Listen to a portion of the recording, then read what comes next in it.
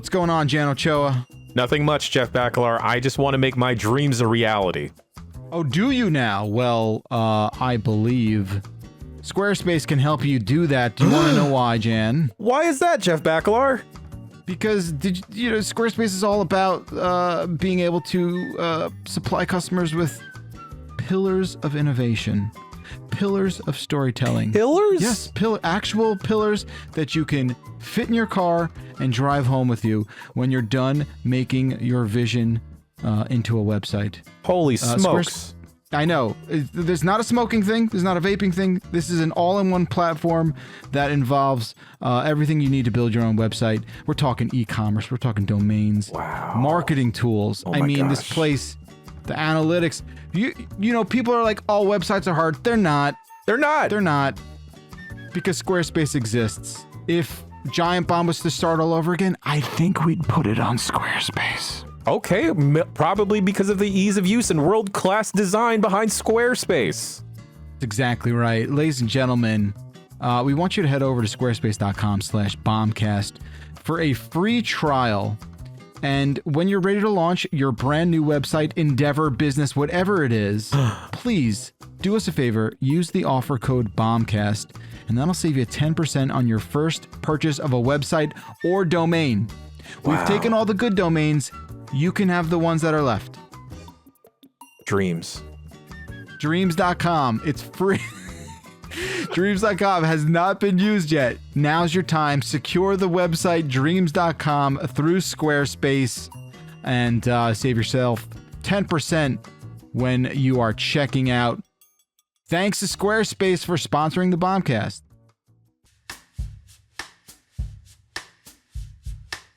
Bills.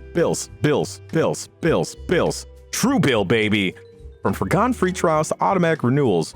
But these big companies keep charging you. Truebill is your secret weapon to save you money on subscriptions you don't need.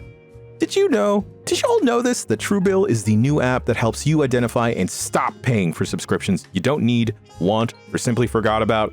You know, on average, people save up to $720 a year with Truebill. Because companies make subscriptions hard to cancel. You gotta go through 5 different web pages, call 3 different people, receive a text, verify yourself in 2 ways, and then mail something to that. Truebill makes it incredibly simple. Just link all your accounts and Truebill will cancel your unwanted subscriptions in one tap. Just like that. And your Truebill concierge is there when you need them to cancel unwanted subscriptions so you don't have to. Speaking from experience and someone that has signed up for a bunch of odd trials for a bunch of weird things, Truebill has helped me cancel those and save myself a little bit of cash. You know, Truebill has over 2 million users and has helped them save over $100 million. I'm not the best at math, but I think the math checks out that there are a lot of people now saving a lot of money thanks to Truebill. Just like Matthew B., who says, in a matter of seconds, I save $660 for the year on my DirecTV bill, save $120 on the year on my SiriusXM bill, and saved $840 a year on my car insurance. Wow, Matthew B., you seem like a very handsome person now that you're saving all this money. And you too at home can be handsome and save money by using Truebill. Don't fall for subscription scams. Start canceling today at truebill.com/bomb. Go right now, truebill.com/bomb. It could save you thousands a year. You could be like Matthew B. and all his savings. Yeah, be like me, Matthew B., and save all this money!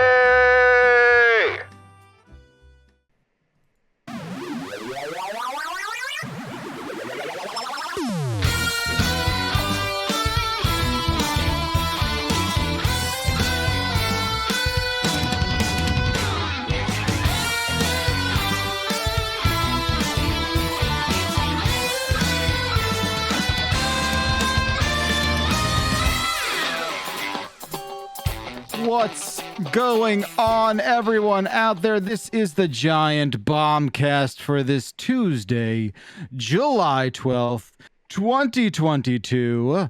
My name is Jeff Bakalar, filling in for the one, the only Jan Ochoa, who, in a panic last night, called me up, asking if I could explain the rules of the game Craps to him. Oh, Yeah, Craps is great. It's the best one in the casino. Oh, no. I'm kidding. It was blackjack. No, of course not. Jan, who does an amazing job live producing and hosting the show, will be back next week. But for now, we are joined by the true hero of the day, live producer Jeff Grubb. What's up, Jeff? I'm scared. I don't know what I'm doing. That's you got fine. this. You could have fooled me. I believe you. You're doing a great job. Thank you. So far, so good. Nothing's caught on fire yet, which I think is a rousing success. Great. 0 days without a disaster. Yes. Mark it down. Jason A. Striker. Hello, sir. Hello to you. How's it going? It's going very well. I got a Steam Deck. I also got a Miss Pac-Man machine. Check that out. Oh, that's a little Miss Pac-Man machine. Look at you. Did that come in the same package? No. The Miss Pac-Man machine came in a huge box. The Steam Deck, not so much. Not so much. Steam Deck, so Pac-Man. Yeah. I got to set that up. Yeah. I think so. Yeah. It's got vents and stuff. It's hot. Hey, Valve, maybe take the words "This is a Steam Deck" off the box it ships in. It's weird that it says "Please steal me" right on the box. Yeah, I mean, it says "Easy to steal" with dashes. It's crazy. Dan Reichert, nothing weird about your shot. How are you? I've never been better. This is the album art this week, right? So people could just understand when they're opening the podcast what we've done here. Well, Bacalar was giving me shit saying that because I was talking about how having green stuff in your frame makes it all flexible. And he was like, whoa, 80% of your shot is a couch. And then I proved the flexibility of my studio by showing you how look much real green flexible right now. That's what you look like. It's kind of like, like a weighted blanket, how it just you put it over you and you just feel like cocooned up. And right, nice you're like a dog with their thunder shirt on right now. Yeah, I feel kind of like that. Yeah. Soon the pressure will get to you, oxygen will be denied to your brain, and you will just fall into a nice peaceful coma. More likely, I'm just going to have to pee in like 10 minutes, and it's going to feel real weird doing it with this thing on me. Yeah, you should. You should go with that. Does it have a zipper? Does it have a fly? Going to. I think I can flap it up. But yeah. How is the fly on your green screen poncho? How is the fly? No, it's more of just like a Halloween ghost outfit. I can just like hike it up and go to the bathroom. Right, like a kilt, awesome. Like a kilt, right? Yeah. Exactly. Yeah. Mm-hmm. How's everyone doing? How's it like? I'm driving today, so it's sort of like a little more laid back, a little more. Right, into the couch a little bit. Cranks the whips. You're like, it's a substitute teacher day. Yeah. We're gonna watch Three Ninjas today instead of social studies. Yeah, that would piss Jen off if he's not here for that. Yeah, he's so mad. Somewhere he's just slapping a ruler into his freaking palm. I could feel it. He's throwing those sevens at the table. No, that's bad. That's crap. If it's a come out roll, it's good. So I actually don't know. He's only rolling sevens on come out, so he's just getting the bet line. Yeah. Oh, stop just throwing lingo out like everyone knows how to play craps, Dan. Craps is the best. I know it's the best. I have a hard time believing you know how to play, but don't be an asshole who bets in the don't come line. Everyone hates that guy. There's a lot of upsetting terminology in craps. Yeah, don't come line is basically you're betting against the table and everyone hates him. I thought it was like a no everyone wants to come. Something. Right, I get it. No, well, the come line is there is the come line that you want. You know what it's fucked up that it's spelled C-U-M though, isn't it so fucked up? That is weird that that's on the felt. Yeah, it's weird that they like print that up, and then everyone's just chanting jizz. Yeah. I think it's so weird when I go by the craps table. Just a table of like 11 people saying come. You always see that in movies. It's on the table. That's why it's called that. Right. Yeah, it's a weird game. It's entertaining. It's entertaining. Speaking of entertainment, have you guys been watching? This is not a video game thing, but have you guys been watching Stranger Things 4? I've been meaning to watch it. Halfway through season 2, and I heard every episode is like 9 hours long now, and I could not have less interest in catching up. Oh wow! I intend to catch up on it eventually. The move has made it hard for us to sit down, me and my wife, to watch a show, and we like to watch that one together. So we'll get around to it soon.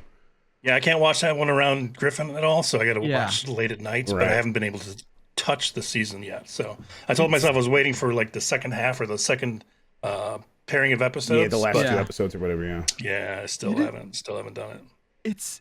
It's so insane that when you start like the last couple of episodes, you look at the time code, and it's like the last episode's like 2 hours and 25 minutes. Yeah. What? That's insane.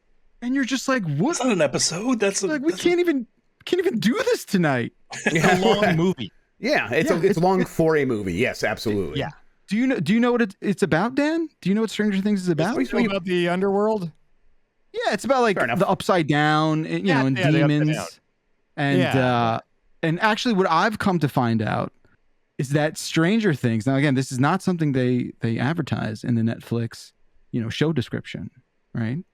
Turns out, what I came to discover, right, is that Stranger Things is kind of about how child actors don't always grow up to be good adult actors. No. And Stranger Things 4 is kind of like, it's about how close you can bring a series to the brink of full and total disaster. Oh, geez. By the performances of like maybe one or two of those kids. Are the kids like 30 now? Yeah. They're not. They all are just turning like 18 and 19, I think. They're like, I think they're like late teens. Yeah. I just to be clear, I really do enjoy the show. The show was very heavy metal. Was bad. I think my disappointment with the second season is that I'm like, oh, the first season is about D&D. I bet it's the 80s, and the second season is gonna be about video games, and they're gonna like do all this cool mystical stuff with video games. And like they went to an arcade. I'm like, haha, Jeff Grubb, right again. And then that plot line didn't go anywhere. And I'm like, oh, this is kind of disappointing. I bailed on season 2 when it was just like about pumpkins going bad for like 4 hours. No, watching forever. I do think this season is really strong. I really do. I've heard it's come back around. I think some of the acting is so laughably poor. Okay, that here's the show though. Like Westworld, have you gotten back into Westworld? Because apparently that got good of season 4, and I'm like, it could be the best thing in the world at season 4. There is no way in hell I am ever watching another episode of Westworld. See, that's the thing. Stranger Things I never jumped off Stranger Things in the way I jumped off Westworld. Stranger Things was like candy. It's like, it was like, I think it's like, it doesn't matter if it's like super good. It just kind of need to be sugary and sweet. And like a bunch of kids like that. I remember at one Halloween, like every kid went as a character from Stranger Things. I'm like, that's about right. Everyone says this is about nostalgia, but really it's just putting like neat characters on the screen for a little bit, whatever. Stranger Things is like, we are about something. And I'm like, it's not very good though, what this thing is about. So yeah, I totally bounced off of Westworld super hard. And then now apparently everyone says season 4 is so much fun, so good. I'm like, no way. No way I'm going to catch up. No way. By the end of the first season, Westworld made no fucking sense. Well, that's besides the point. I mean, it's just it wandered so far into the abyss. There was no coming back for me. It was like, all right, it was hard on the do not come line. Yeah, betting real hard on that line. No, I don't want to talk shit about Stranger Things 4. I do enjoy it. It is very heavy metal this season, which I appreciate in a big way. Right, so, rad. It's pretty cool. I'm very much looking forward to Nathan Fielder's new thing starts like next week. Yeah. Or this week, doesn't it? What's it called? The Rehearsal? Much Nathan For You. The Rehearsal. I saw the trailer and it's hard to tell what it's even about, but it seems like Nathan For You-ish. Nice. Very cool. I caught up a lot on that HBO show, How To. Have you ever seen that? I've seen every episode. It's amazing. I've heard good things. I've not watched it.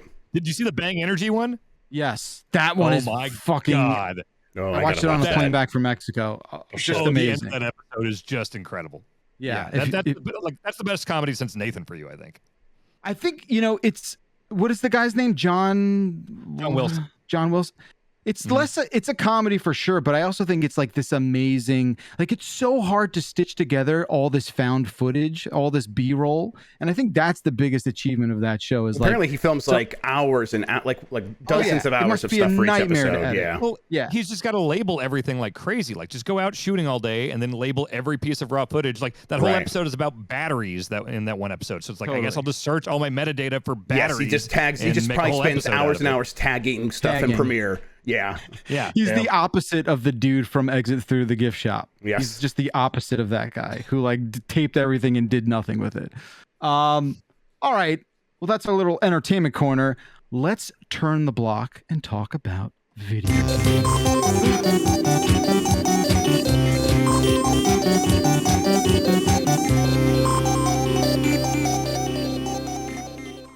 That's right.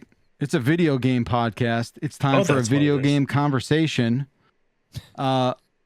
Jason, yes, you've entered the Steam Deck realm. I have actually. Yeah, it's wonderful here. I kind of like it. First day I got it, I set it up, tinkered with it for about 8 hours, just sitting in the same spot, downloading stuff, trying out games that may not have passed inspection yet. Right. Unfortunately, I have to report that Monster Hunter Rise crashed on me a few times. Oof. I'm really bummed about that. But it started running really well at first, and have you updated it like 8 times? Because there's probably a ton of updates for the Steam Deck when you first get it now.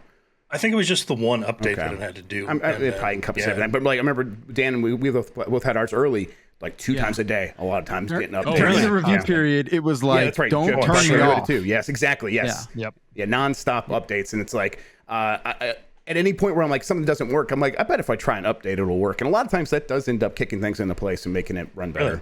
Yeah. I'll keep on it and see if it eventually irons out. But you could also try going in the settings and trying a different Proton, because the Proton translation layer. Sure. If you try one of the different Protons, sometimes that'll help. So maybe different Proton. Yeah, different Proton. You just go in the settings right there. Give it a shot. I would love to, because I wanted to play that game on there too. So I hope it runs. Mm-hmm. Yeah, when it is running, it runs really well. Fantastic. So, yeah, it picks up the resolution right away, and it moves at a good clip, frames per second wise. So the thing's huge, though. My God, like I'm glad I have superhuman hands that are very long and sausagey. Those big old paws. Yeah, need them for holding that thing. But I got myself a little dock station. It's very cheap, and it was like $12 or something like that. But you set it down, and I've got a tray on my chair. So I just set it up right there, and I connected a 360 controller, and yeah, that was fine. Cool. So, nice. I'm super happy with it. Hooking up to the TV seems to run at a lower FPS. It does. Like, it seems like it's running 30 frames per second, like in the menus and stuff. I think it's because it's doing a resolution of like 1080p, or trying to anyway. Oh, right. That's what my TV was saying. Yeah. Huh. But yeah. Otherwise, I'm in love. I'm trying to figure. It seems to be really good with the cloud save stuff. Like the second you're done with the game, it uploads it. Like it's been very seamless. It's gotten better. Like some games it's been weird stuff where it's like I'll want to change the settings on the Steam Deck to obviously be like 720 and stuff like that, and then sometimes the settings will save with some games when I go back to the desktop. Yeah, and sometimes it auto detects and does everything right, but I'm sure that's just all going to get updated. So you're talking like platform specific saves, essentially. Yeah, or if I change the settings on the Steam Deck, it will be reflected sometimes on the PC. Yeah, but it's becoming more rare. I feel like that might have been more pre-release when things were still getting like updated and everything. It's been like nicely seamless lately. Cool. I've been screwing around a lot in desktop mode still, doing my EMU decks, doing my Steam ROM managers, doing my all kinds of nefarious criminal Steam acts. Attaboy. I gotta say though, and I don't know if I'm just like a Windows like simp or something like that, but I don't like, and I never dabbled. I'm not like a Linux dabbler, okay? And I don't wear that, nomenclature proudly. I just never dabbled in the land of Linux, and I kind of hate it. I think it's so dumb. I think the logic there is like just directory wise and like hierarchy wise, and like I'm looking for files, and you would just think like there's some root, but there's not. It's like it just seems like it's not very clear. Am I just dense? Have I just reached the point of no return where I'm not going to learn anything new? Like, I think it's based on expectations, because honestly, I'd always heard the word Linux, and I just, until I got a Steam Deck, I assumed Linux was like a command line, and you had to know how to like, if no, there's a GUI. Like, I thought you were like programming if you did Linux. And so when I switched over to desktop mode, I was like, oh, I can use a mouse and just click stuff, and it's got a wallpaper and all that. It was way more of an actual operating system than I expected. So I think since I had low expectations, I was impressed by it. But yeah, I would always prefer Windows. I gladly welcome the pitchforks and like, you'll get them. You'll get like them. It's fine. Like, bring it. I don't give a shit, nerds. Like, but it's not logical. It's just not logical. Like, I've grown up on computers my whole life. I look at Linux for like weeks, and I'm just like, this is not as good as it could be. I think it's a big part of it is probably just not being used to it. Because now that I'm used to it, everything's just like, oh, this thing is going there. But it is not like you go online and just find a file and install it. Like, you do have to do a lot of that stuff either through the command line or rely on the Discovery Store. Once I got used to that, like, oh, someone has baby-proof this for me. I'm like, oh, this all makes sense. This is all just fine. And that is the one thing I do like about Linux is there are people out there baby-proofing everything. They have they've created scripts that they share completely open source. That I've just taken advantage of it. Everything just work. And that stuff gets me really excited. I'm like, oh, this is fantastic. But I suppose just getting around there, poking around there, I think I did have some growing pains getting used to the interface and getting used to like where files would end up. So I think I'm sympathetic with you on that front. Yeah. Absolutely. Yeah, that's my biggest grudge is the file structuring and all that stuff. And it's just sort of like, okay, Linux, easy there, fella. But yeah, I'm loving it. I've customized it in a way that the only thing that I'm still hung up on, I've gotten it to work, but I'm still hung up on EGS and making that whole experience as smooth as possible. Like right now, EGS. I'm sorry, the Epic Game Store. Oh, there we go. Yeah. Okay. Yeah, good old tasty, over easy Epic Game Store. There's a lot that I'd like to play on there. I gotta set that up. I get locked into like it only being touchscreen mode when it finally launches, and I want to have a way to like get the controller to be able to navigate through that store. Epic Game Store is already well, let's be honest, it's a bad store experience, right? It ain't great. And then it's not the best, and having that experience on the little thing, whatever.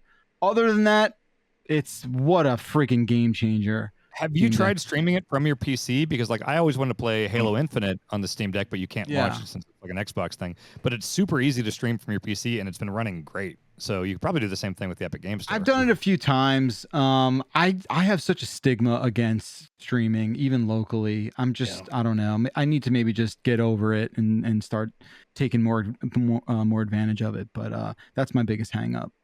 When it works well, but I run into problems all the time. Even like being 10 feet from my Wi-Fi router. Like I tried playing Monster Hunter, via that, just wouldn't run at a nice clip at all. It was it's always good. Your mileage will vary, sort of thing, depending on network conditions, all kinds of stuff. Yeah, totally. Yeah. I've been messing around with my Steam Deck. Papadopoulos, I'm not streaming it. That's right. I've been messing around with mine last night.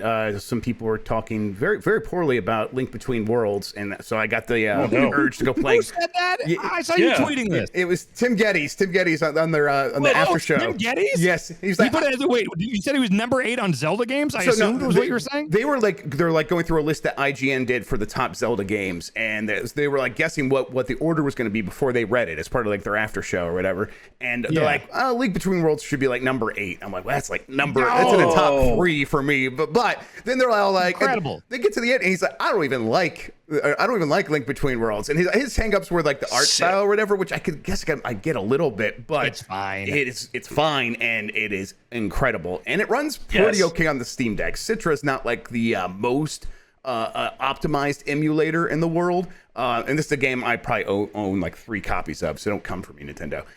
So I got it up and running on the Steam Deck, and the nice thing is EmuDeck does make it so that like everything just works. But then also if you go into like the Steam overview and like, hey, I want to like set up my controller to work with this, there is one that's just, hey, 3DS Citra emulator controller interface for the Steam Deck, and these back paddle buttons we've set up to do all the kinds of things you're going to want to do. So you can make the top screen the only screen you see, and then if you hit the button again, well, now you can see the bottom screen, and it's touch capable and stuff like this. I'm like, this is really useful. It just works and stuff. So I've been playing that. It's the kind of thing where like I just got the urge. I found the file. 30 minutes later, I had it downloaded, ready to go, and I was playing it. That's awesome to have for me. Someone who does like kind of get like, oh, I'm in the mood for this game. I want to make it happen. Totally. It's not in my library. What can I do? Go to archive.org, whatever, make it happen. And it's I played it for a couple hours last night. That game also still incredible. Just maybe a perfect game. I ranked all the Zeldas on a stream a year or so ago, and I just checked. I have it at number 4 all time on the Zelda games. About right, I think. That sounds right. I think for me, it's like in no particular order. In the top 3 for sure is Link's Awakening and Breath of the Wild. And then Link's Awakening is number 13, buddy. No, the Link's Awakening is probably number 1. I'll fight you. Wow. Yeah. What the hell are you talking about? It's the game that taught me that games could be. Oh man, I'll fight you. It's number 13 for the original Game Boy Oracle too. Games. It's below the Oracle games on my list. Oh my god, Capcom, get the hell out of here with your Capcom it's below nonsense. Hourglass. It's below Minish Cap. What? That's the craziest thing anyone's ever said. Better than. You're the only Zeldas that Link's Awakening is better than. Zelda 2, The Adventures of Link, Skyward Sword, and Spirit Tracks. And then all the rest, except for maybe Breath of the Wild. Yes. Oh. That's number 1. Breath of the Wild is number 1, actually, yes. Yes, then Link to the Past, then Ocarina, then Link Between Worlds. And then Link's Awakening, and then Link Between Worlds, and then Link to the Past. right there. Jesus Christ. Actually, Links Between Worlds is better than Link to the Past, so it's it's a tough one. I mean, it's like similar. It's I'm not going to fight that. It's the only 10 I ever gave a Game Informer was Link Between Worlds. It's really incredible. okay. Wow, that's that deserved it.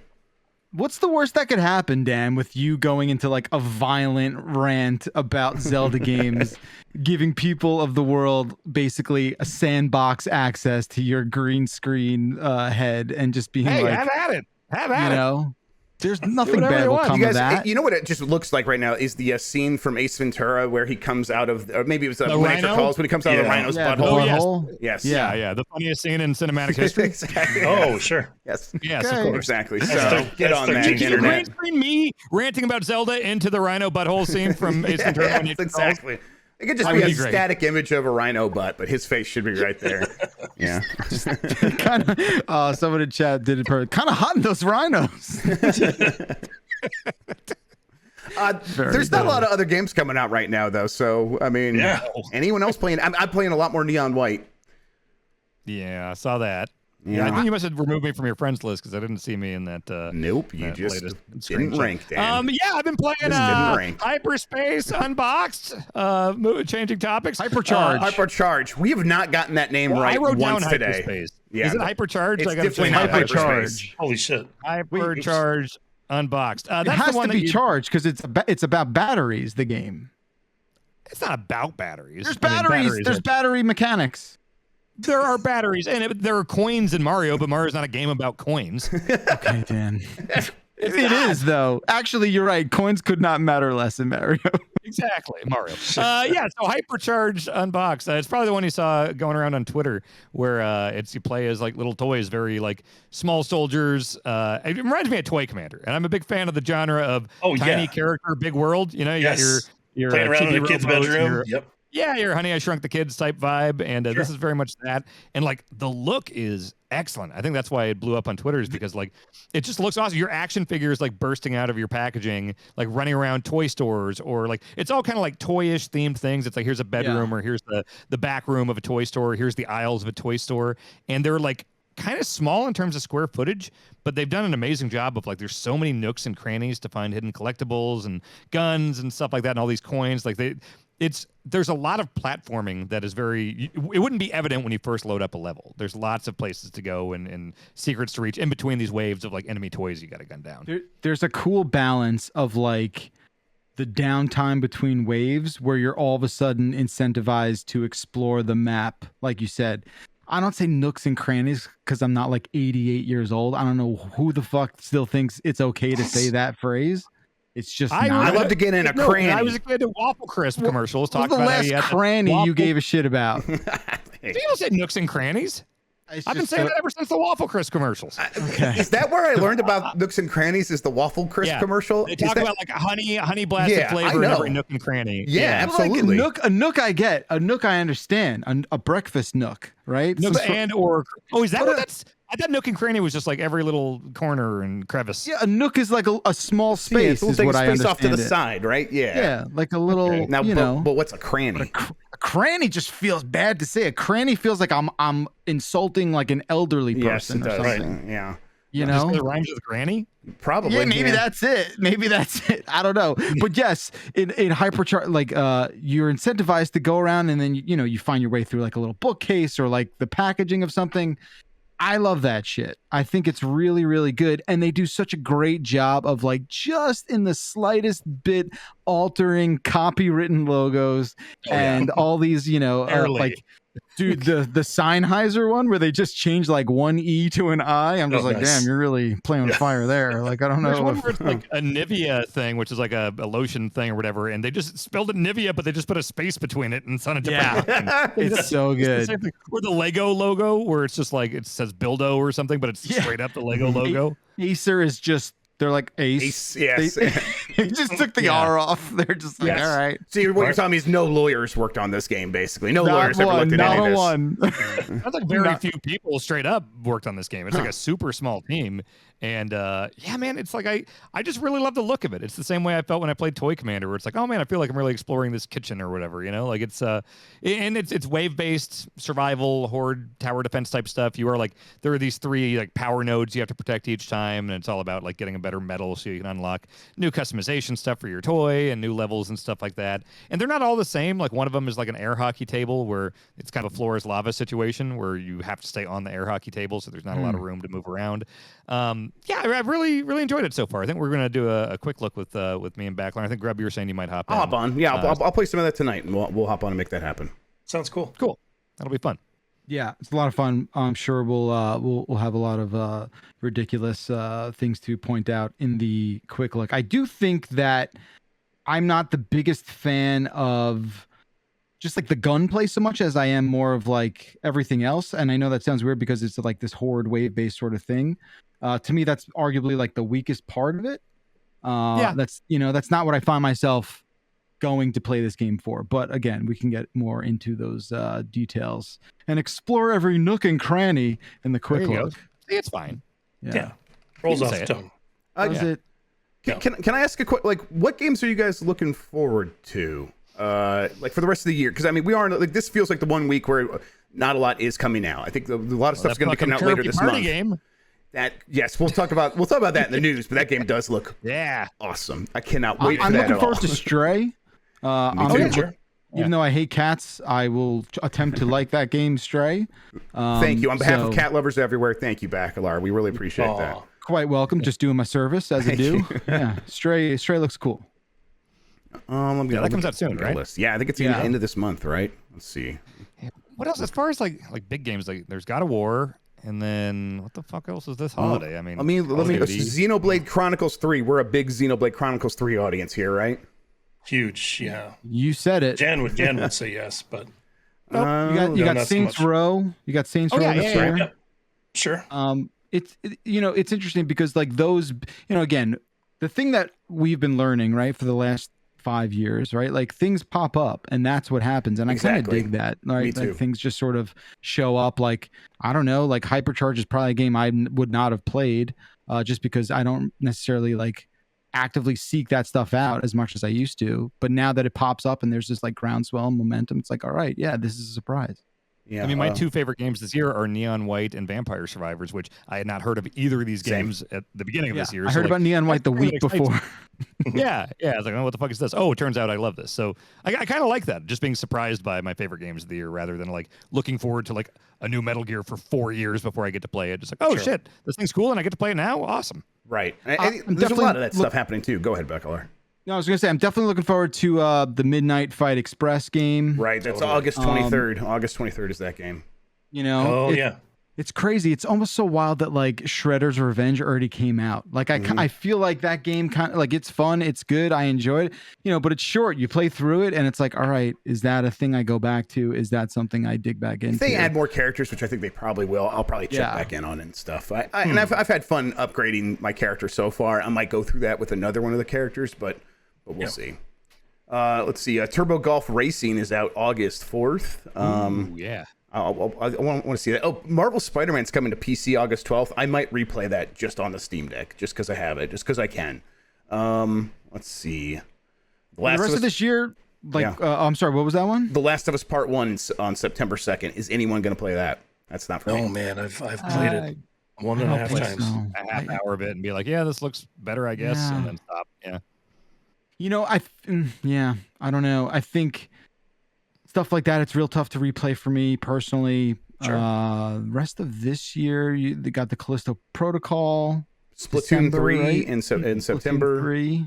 Yeah. Scorn, the alien penis game. Yep. Alien Hog. Oh yeah, correct. Alien. Yep. Let's see. There was another one here in the Diofield Chronicles is that Square Enix sort of tactical strategy RPG game that's coming in September. Gotham Knights I keep just not getting excited about that one. I've got very low expectations, but I will totally play it because I love that that combat system if they port it over. Just want to be in Gotham again, right? Like that's kind of it. Yeah, that's cool. And yeah, I like the Red Hood and shit. Like I like those characters. So and it has to do with like a good arc in the Batman universe. So yeah, I'll check it out. The best thing about that game is it gave us Jeff Keighley saying Batman is dead. That's maybe one of my favorite things he's ever said. I'm trying Marvel's Midnight Suns. I'm like curious about that game, but it seems curious. It has an uphill battle, right, to like win me over. I think because I'm like I wanted an XCOM Marvel game. They're doing the card stuff. I'm not gonna like write it off because of that, but I'm also not exactly thrilled. Mario plus Rabbids Sparks of Hope. And Harvestella, that other Square Enix RPG that's coming out this year. And then God of War Ragnarok, Skull and Bones, Pokemon Scarlet and Violet, the Callisto Protocol, Dragon Quest Treasures, and then there's a bunch that don't have dates yet. So are Scarlet and Violet a remake of old ones? Or no, this is the first new generation in 3 years. This is on this is the year where we get a new generation, and here they are, Scarlet and Violet. This is the follow-up to Sword and Shield, right? Yes, that's right. Yes. Got it. Okay. And I mean, look, just like if history is any indicator, the games we will be talking about most at the end of the year, we probably don't really know about. I agree with that. Yes, I think you're right. That's cool. All right. Well, that's games for the week. Not too many, but hey, this happens. I played a little Klonoa. Yeah. Still Klonoa. Which, Klonoa wasn't setting the world on fire in the late 90s. It's still Klonoa. It's a perfectly fine little platformer if you happen to be a Klonoa head. That dude's cute. Yeah. I always wanted to play Klonoa, but I never really got into them. Could I go back to them today and have a good time with them? I think it'd be more fun to like as far as just going back to like lesser played like 2.5D platformers. I think like Mischief Makers might be better, even though that's less 2.5D. Mischief Makers, yeah. Mischief Makers is awesome and like doing more clever things. Klonoa is fine. It's very much of the like you remember Pandemonium, like those early 2.5D games. Of course, I remember when they made the girls sexy in Pandemonium too. That's what I remember about Pandemonium. That's weird. Yeah. What about Tomba? I'd ride a pig again. I did some Tomba recently on stream, and it's still weird in a way that I appreciate. Cool. The gameplay maybe hasn't aged the best, but Tomba's still cool. The thing I remember about Klonoa is I played the demo. When we must have like rented a PlayStation or something. And I played the demo, and I was like getting excited about it. So I remember people talking kindly about the game, and my older brother's like, "You playing this as a joke? This is for kids." And I got really like embarrassed and just play it now that you're older and let your brother know. Exactly, that's what I'll do.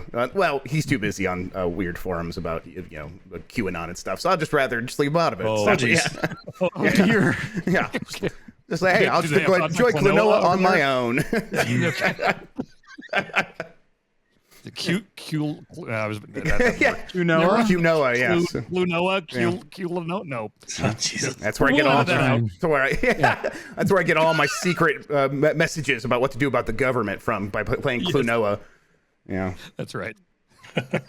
That reminds me like games that you maybe like were private about and like maybe didn't advertise that you were playing in your youth. Like I feel like there were a couple of those on maybe GameCube where I was in college and I was like, BMX XXX, this is the game that I'll play when my roommates aren't here.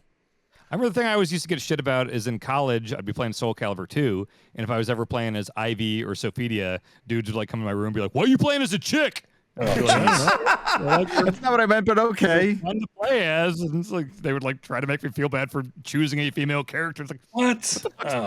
How insecure are you? Very. No joke. Ivy's cool. I do remember playing Mario Sunshine, and not being like too bashful about it, but like my suite mates in my dorm would be like, "You fucking playing a Mario game for? What are you like, 11?" Yeah. And I was like, "No, you should be making fun of me because this is a bad game, and not because it's a Mario game." I was on your side for playing Mario Sunshine until you turned hard on it. God damn it! By that point in my life, I was out and proud gamer. I don't care. You can tear me down all you want. I'm in like junior high during the Nintendo 64. It would come out, and like all of a sudden, everyone turned on Nintendo because of PlayStation, like real hard. And the one guy was just like, "Hey, it's Nintendo 69. Isn't that funny?" I'm like, "Well, no, it's not. That's just not a funny thing to say. It's like just not even a joke." But he would like just say it over and over again. He was entertaining himself very much. Wow. So I remember that. I'm like, okay, whatever. There were other kids who were even nerdier than me, and they would always go after them. I would occasionally like put myself in the middle and like try to get in that fight, but mostly it was just like, whatever. I'll just stay quiet and enjoy Mario. That's fine. I remember in junior high, I was that asshole with Final Fantasy because like I just didn't like it. I didn't have the patience for it. So when everybody was like super big on like Final Fantasy 7 and stuff, I remember like making fun of my friends. Like, oh, I like my stupid wizards and magic and fairies game, and they'd be like, you fucking love Zelda, and I'd be like, fuck. All right. Don't forget these little moments when you peek behind the green screen, if you will, and you understand the true Dan Reichert and who he used to be, right? I was a giant nerd. That was the one series. Because I couldn't understand it and I didn't have the patience for it. I didn't make fun of tease others. Yeah. Outside of Final Fantasy. Yes. Sure. Speaking of GameCube, thanks to the Steam Deck, I have started once again. And I feel like maybe now that I start to say it out loud, like maybe this is something I should be doing for content, but I don't know what the interest is, what the appetite is. If it's GameCube, there's interest, I can promise you. But let me tell you, I mean, it's no secret how much I love the Beautiful Joe series. Yeah. Yes. I don't think I knew that. Yeah. I didn't know that either. Gigantic I love freak. Beautiful Joe. It's awesome. I'm a Beautiful Joe freak. Those games should also, like, now is the time for those games to come back, I think. I would die for Absolutely, Beautiful Joe. right? What has it Really been? good. Like, probably 15? 16, what was 17 it, years? 04? There was the fighter one. They did 1, 2, and then Red Hot Rumble. And then there's a DS one, I want to say. Yeah. Red Hot Rumble's not great. The DS I played one through was surprisingly a good, couple though. years ago. Yeah, 1 is still really good. The back half isn't as strong as the first, but like, goddamn, those boss fights and like the challenge is really good. The art style holds up extremely well. 17 years. 17 years since Beautiful Joe Double Trouble in 2005. Start a new timer. Yeah. Yep. All right, maybe put that one in the back. That's got to be the DS one, right? Oh, Yeah. oh yeah, double screen, yeah. Double, yeah.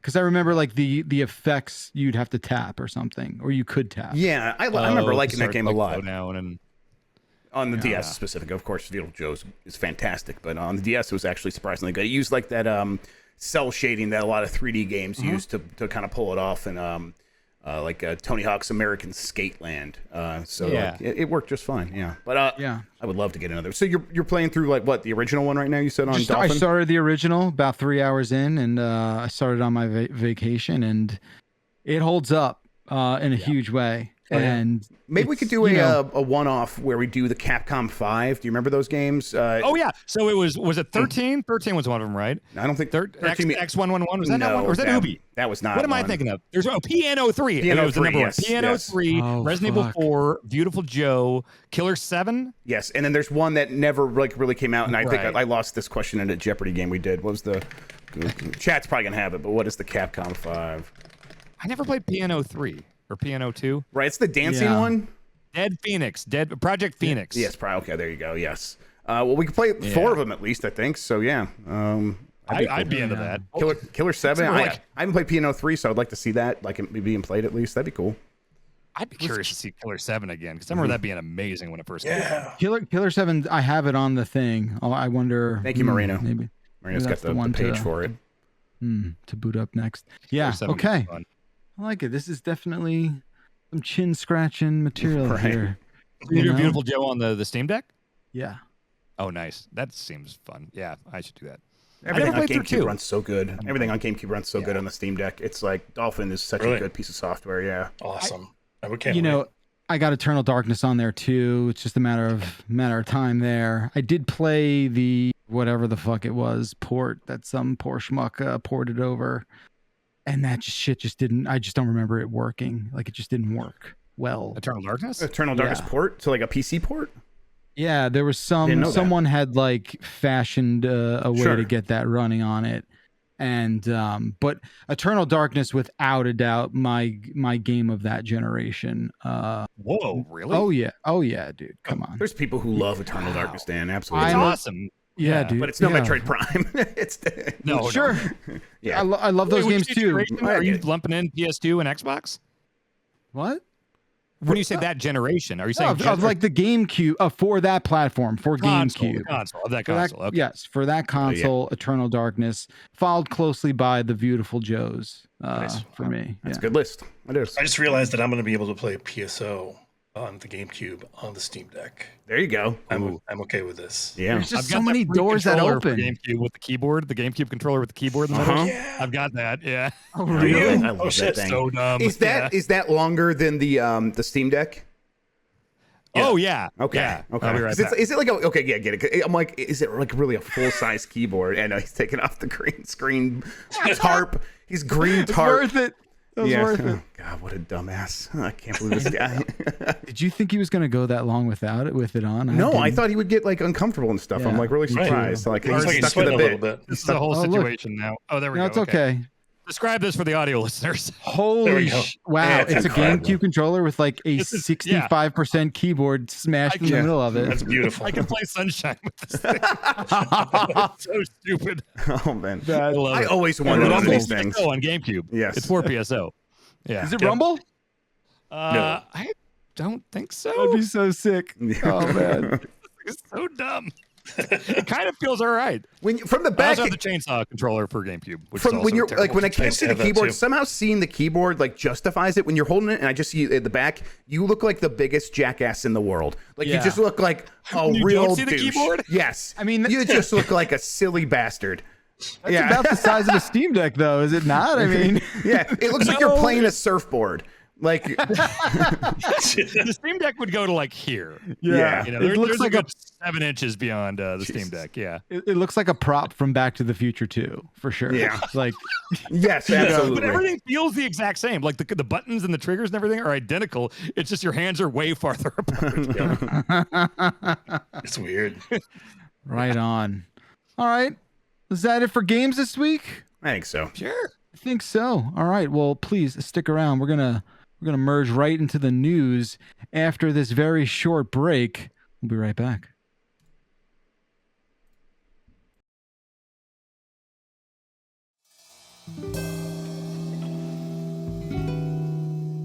Hey, big shout out to Squarespace once again for sponsoring the Bombcast.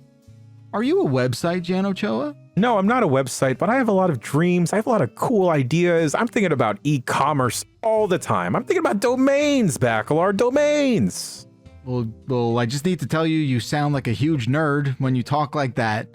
Well, But maybe your nerdery can get yourself into business with Squarespace because they are providing the tools, ladies and gentlemen, that help empower millions. Literally millions. Literally millions. Yes, oh my millions gosh. of people with smart ideas or not so smart ideas. It doesn't matter. Squarespace doesn't discriminate. Even if you got a stupid idea, you can bring it over to Squarespace and you'll still be able to make a website or a store or some sort of storytelling endeavor out of your dumbass idea. It doesn't matter. It could be great. It could be bad. You're still going to get something that looks professional. And that's all that matters, right? My That's all that ideas are matters off when the building a charts, website. but can I like use analytics to examine those charts? I'm sure you can. I'm sure you can use some of the expertise over at Squarespace with their world-class design, all the WYSIWYGs, all the cool-ass tools that my 14-year-old self was wishing for back in the 90s when I was trying to build a website, feeling like a real worthless programmer. I'm just gonna make an e-commerce store about wigs and wizen. Okay, a little too close to home with the baldness thing, but we'll keep going.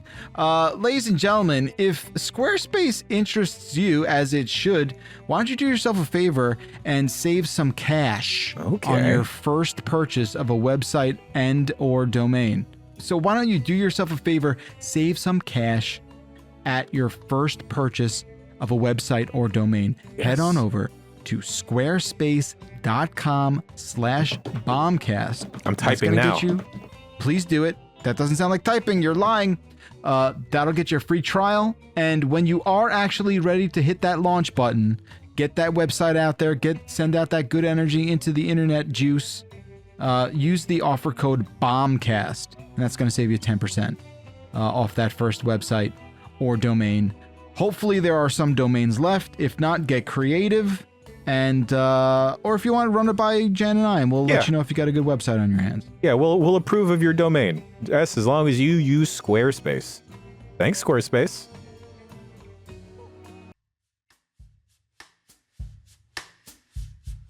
All right, how about a word from our sponsor? I would love one, Jeff. All right, we're talking about BetterHelp. We're talking about burnout a lot, and we've been through a lot in the last few months with work. Look, it's understandable. Everyone goes through it. It is a rough time to be working from home, working in real life, whatever you're doing. Look, life's overwhelming. We get it. Mm-hmm. And there's no reason why you can't talk to somebody and give your mental health the boost it needs. I do it. You should do it. I'm always of the belief it can't hurt to talk to anybody, right, Jen? Of course. Just, when you clock out of work, that doesn't mean you should stop working on yourself, Bacalar. Sometimes working on yourself involves therapy. It does. Life and mental health is a 24/7 job. Like I said, BetterHelp is going to provide all that kind of therapy that helps you to prioritize yourself. Talking with someone without a doubt can help you figure out what's causing stress in your life. It's customized online therapy that offers video, phone, and even live chat sessions with your therapist, so you don't have to see anyone on camera if you don't want to. That kind of customization, that kind of preferential treatment, you gotta be happy about getting on board with that. Oh yeah. It's a lot more affordable than in-person therapy, and you can be matched with your own therapist in around 48 hours. Oh boy. Right? That's fast. Best of all, Bombcast listeners can get 10% off their first month at BetterHelp by going to betterhelp.com/bombcast. That's betterhelp.com/bombcast. If this is something that you've been thinking about, maybe putting it off, look, hopefully this little incentivization here with that 10% off is the sort of boost you need to start taking care of your mental health. Super important. I'm in therapy. I don't know about Jan. I am. Jan is. Everyone I know is. And look, all the cool kids are doing it, right, Bacalar? Exactly. It's not a foolproof thing, but it helps, and that's what's the most important thing. So thanks to BetterHelp. Again, betterhelp.com/bombcast. Thanks so much, BetterHelp.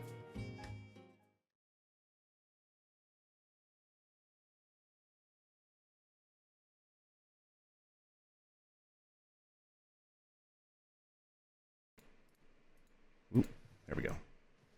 Welcome back to the Giant Bombcast, ladies and gentlemen. Hope you are enjoying yourselves here. For us, I can't really say the exact same thing because, well, we have to share the screen with this little green freak. No, I'm gonna make it easier for you, so I don't have to wear this thing around my neck. This is more comfortable. Nice. So more comfortable for you, maybe. For our audio listeners, Dan is now looking like the green man. It's hard to hold cans; it's slippery. Yeah, it turns it's also out. like 90 degrees, and I don't have central air, so this is all a smart move. I got a question. What do you use that for? Like, is this like a gimmick you do on one of your streams? Like, what are we dealing with here? Gimmick. I like to have gimmick options. It's not something I've utilized recently, but I like having the ability to have gimmicks afoot. Good. Let me ask you another thing, so that we really don't have to leave anything to the imagination. Please. You naked in there? Not naked. But well, don't show shorts. They were bulky shorts. Right. So. Your slut shorts. Your slut shorts. My right. God. My so it's just like boxers and that's it. Boxers. I got boxers and a t-shirt underneath. Okay. Yeah. I'm Winnie the Pooh in it underneath here, but we're all covered up. No, Winnie the Pooh is just shirt and he had nothing to cover. Shirt. Yeah, right. He's just bare balled. Like he didn't have anything going on there. Okay. Don't Google. Does Winnie the Pooh have a dick? I don't know Winnie the Pooh lore. I'm sure there's fucking fan art or something, but like I've never seen a Winnie the Pooh dick. That's definitely true. Yes, there's definitely Winnie the Pooh art. I think now that the Pooh franchise has sort of like drifted into public domain, he will have a dick. He's basically all dicks. And I know. It's got that horror movie coming out with Pooh and Piglet. Right, and he could very well have about a his dick. Yeah, it's just about his. It's about that poocock. Poocock. Speaking of breaking news, Mr. Grubb Lead us away. Absolutely. Let's do something about this show. Let's get this show back on the track for once. On the up and up. All right. E3 is back in 2023, and I feel nothing. What? I just don't trust anything from that place, you know, from like the ESA and all that stuff. Like they've shown to just kind of be running a sloppy shop for a while, so like I just don't trust anything they say. Sure, but they're being managed by like ReedPop now, right? Exactly. So it's Who's that? So ReedPop they does do New York Comic Con, Star Wars Celebration. They do they do PAX. So they can actually like put a show on. Okay, well that's probably good. All right. They'll go back to the Los Angeles Convention Center. They promise to say they're going to bring back what worked about E3, and then they're going to combine it with new ideas. Now, I don't know. I don't think they know. Yes, but I think if anyone can figure out of like these big event organizers, ReedPop probably can. I just don't know if what's going to be left over is going to be the E3 like that I needed it to be in the past. Yeah. But if that, if I lose something like that, oh well, that's just what had to happen here for E3 to continue, whatever. My first question is like, okay, great. What did work? Like, what was the part that worked? I'd been going for maybe 10 years, a little less than that, and I don't really remember a lot working. Now, again, what do you mean by working though? Look, I also had a very different experience with E3 than like the person who was actually working in E3. I kind of like you just go to parties and shit. Well, a lot of it was like, it was the elbow rubbing and schmoozing and like just, hanging out with Giant Bomb guys. You were hanging out in the nooks and crannies of E3. That was your big problem there. I was discovering LA in a way that I needed to. And so not having a 30-minute window between appointments and having to get up a preview or a transcribe an interview in that 30 minutes. Well, I learned the hard way because I did that my first year. I was like super jazzed. My first year at E3, I'm like, I'm going to hit this hard. I'm going to max out my schedule. Like a schmuck, I did it without like any breaks for eating or any. It was the dumbest, most amateur bullshit I could ever have done. And I had a miserable time and I learned my lesson the very hard way. But yeah, like after that, it was like, all right, well, I'm just only going to see the 4 games I want to see. What worked about E3? What worked about E3 is it got people excited, and so it can attract this big audience. That is the thing that works. And the thing that has kind of been lost a little bit in the translation to Summer Game Fest or the whole mess overall is that it's harder to get everybody in one space at one time. If this E3 can justify getting more of these companies to come and do their thing in the same week and same weekend, ideally, then that will be the thing that worked in the past working again. I don't know if ReedPop is going to have the pull to make that happen, though. I just don't know if they go to Nintendo and say, hey, come do your thing as part of this E3, if Nintendo's still going to be like, well, we didn't even do one at all last year. And looking at our numbers, we still sold every game we ever made and all the systems, and we're doing just fine. So maybe not, maybe so. I don't know. It's just like it's. Grub, think of the treehouse, man. Come on, treehouse. They need the treehouse. That's true. Yeah, and I love that stuff. I think that the doing the Nintendo Direct as a pre-recorded thing, and then having their stage present doing the treehouse live from the E3 show floor. That stuff is cool. It's a good way to like make people feel like they're part of the show, even if they're at home, right? And they get a longer look at these games that they care about. That was like the ideal setup, and I think a lot of companies should and have been sort of copying that. But I just don't know if after so many years without E3, if a lot of these companies are going to immediately jump back just because ReedPop, just because there's adults in charge again, which it seems like that is the case. That's the hardest sell, right? Is making the case for like companies to, like you said, who have seen success without the need for any sort of presence there, and then now all of a sudden you're going to like convince these people to walk it back and spend money. E3 was already dwindling, like the floor space was like being eaten up by just carpet space. So and think about like Nintendo. They used to, when I started going, they would rent out the Kodak Theater every single year, which I can't imagine how much that cost. And then you got potential for like awkward stage things like Miyamoto and was it Skyward Sword? No, it was Skyward Sword, right, where the bug didn't work in the motion, like or you can completely control the message, completely control the demo for a fraction of the cost and still sell just as much. Like it seems like a no-brainer. Yeah, there's no going back. There's no world where suddenly they are all doing stage shows again, and we were all riding a bus from one show to the next in like the same. That's just never going to happen again. And I don't think most people feel that's a loss as long as we are getting decent pre-produced showcases that do happen within a relatively small period of time. There's a balance here, and the balance does not necessarily require, like, E3 is not the fulcrum upon which that balance is made anymore. So I think that there's still a world where E3 can be fun and worthwhile for people who do want to go. Its value to us is still a question. And oh well, so what? If it's like, we'll figure that out. We'll make hay out of that, right? We'll figure something out to do with E3. Totally. PlayStation games have gotten shuffled around a little bit, but some got locked in. Forspoken has been delayed to January 24th. Meanwhile, God of War Ragnarok is officially launching on November 9th.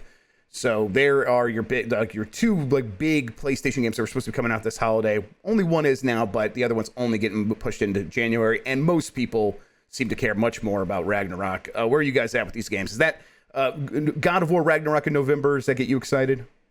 Yeah. Yes. Definitely. Yeah, there's not much left on the schedule. You know, we went through that earlier today, and God of War is definitely the standout for me.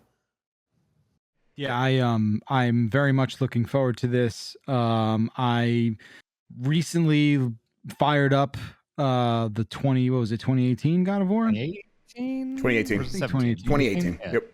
And it was like scratching the itch in a way where I was like, man, I think what I was really doing, this is going to sound pretty fucked up, but I feel like I was like God of War edging. That does sound fucked up. I want you to know that. Yeah. And I played that game. Little bits and pieces. You just didn't want to finish, is what you're trying to say, right? Exactly. Okay. And I was like, don't mind don't mind the suffocation part of it. Okay. What I want you to mind all right. was the fact that I played it a little bit just to remember, to get the taste, and then be like, Ragnarok. Now I've had my fill. I can wait 4 months and play the sequel. So this is what I've done. And I'm glad I've shared it with you. Yeah, we've been on a journey right there. Fair enough. Perfect terms. Yes. It's a big holiday game for a PlayStation console, something that they have never really prioritized in the past. They've been happy to be like, we're putting our big bangers out in March, in the summer. People show up for them. It's kind of neat to have a big PlayStation game to look forward to right there at the end of the year.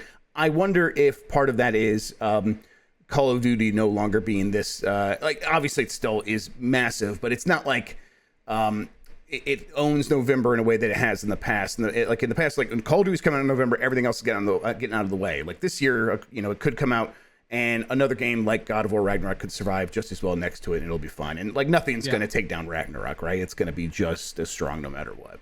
Totally.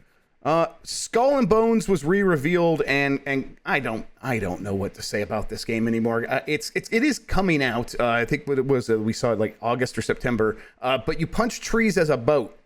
That's my big takeaway from this. It's it looks like a survival game where you play as the boat. Now you don't always play as the boat, because if your ship, if you get mutinied because you don't keep your crew happy or whatever, which is a big mechanic in the game, and you get thrown off the ship, you go back to the harbor, to the pirate cove or whatever, and then you could start up a new boat and all that stuff, and you're walking around as a character, it looks like. But then when you're doing the stuff as your pirate crew, you are just playing as a boat.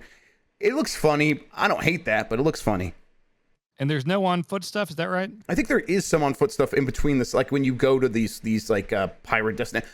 I saw clips where a guy was walking around. Maybe that was just a cutscene. I don't know, but it did look like sort of boat management and crew management stuff would happen on foot. It looked like. It would be cool if the boat had feet and you walked around as the boat. Well, that would be all right. Now, yes. I think I started at a 0 interest level in this game, and everything I've heard about it has made me somehow less interested. Yeah, it's. I like I said, I don't know what to say about it. If I want to play a pirate game, there are multiple options out there. I like the idea of a Sid Meier's Pirates game, sort of taken to that next level, where I am going to be, going out and trying to find sugar, because I know there's one port that's buying sugar really high right now. And if I get there before they change the price, I can have this huge windfall of cash, and sort of this economics of piracy simulator. I like the idea of all that stuff, and elaborating on top of it and to turn it into more of a big budget AAA Ubisoft game instead of a smaller Sid Meier's Pirates strategy game or whatever. But I don't know if this is going to pull the trigger on that, sort of like get across the finish line there. It does just kind of feel like they are straddling lines between, hey, the sailing in Assassin's Creed was fun, let's turn that into a whole thing.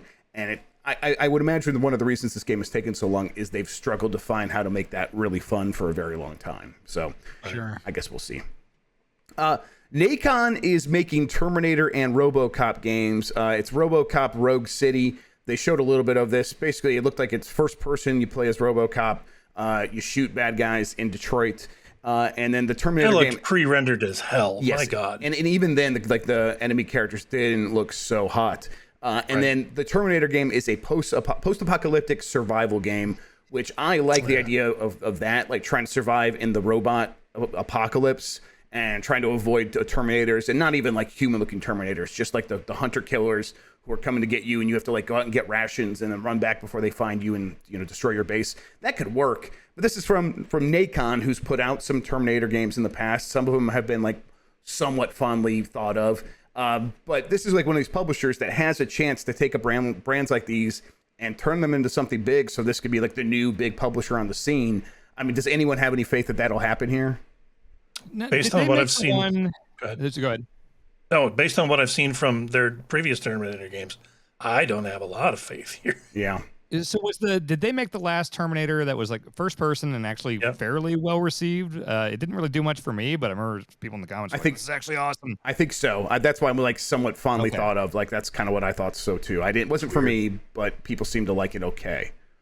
I started like when I was reading about it and I saw like the phrase like open world survival or something. I just pictured it being a Terminator punching trees game, and I don't want that from the Terminator world. I know that world is interesting though, like the flash forwards in Terminator 2 actually look way cooler than all the actual movies that were set in the future. But yeah, I don't know. Look, I love the property, but Terminator to me is kind of a Star Fox situation where the first two are like incredible. And then after that, it's just varying shades of like, this isn't what I liked about the previous ones, So I don't have a ton of faith in the Terminator license or Robocop. Robocop, the first movie's incredible.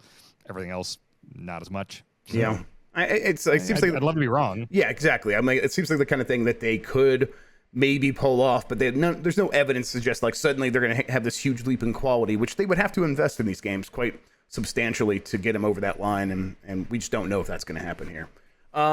Something ain't right if Dan is like, I might not play the Terminator game. Yeah, I mean, but like, there's a history of the bad Terminator games going all the way back to like Super Nintendo or whatever. So yeah, definitely. There aren't any good ones, I don't think. I am wearing a Terminator shirt. I was just checking. Of course you are. It's Tuesday.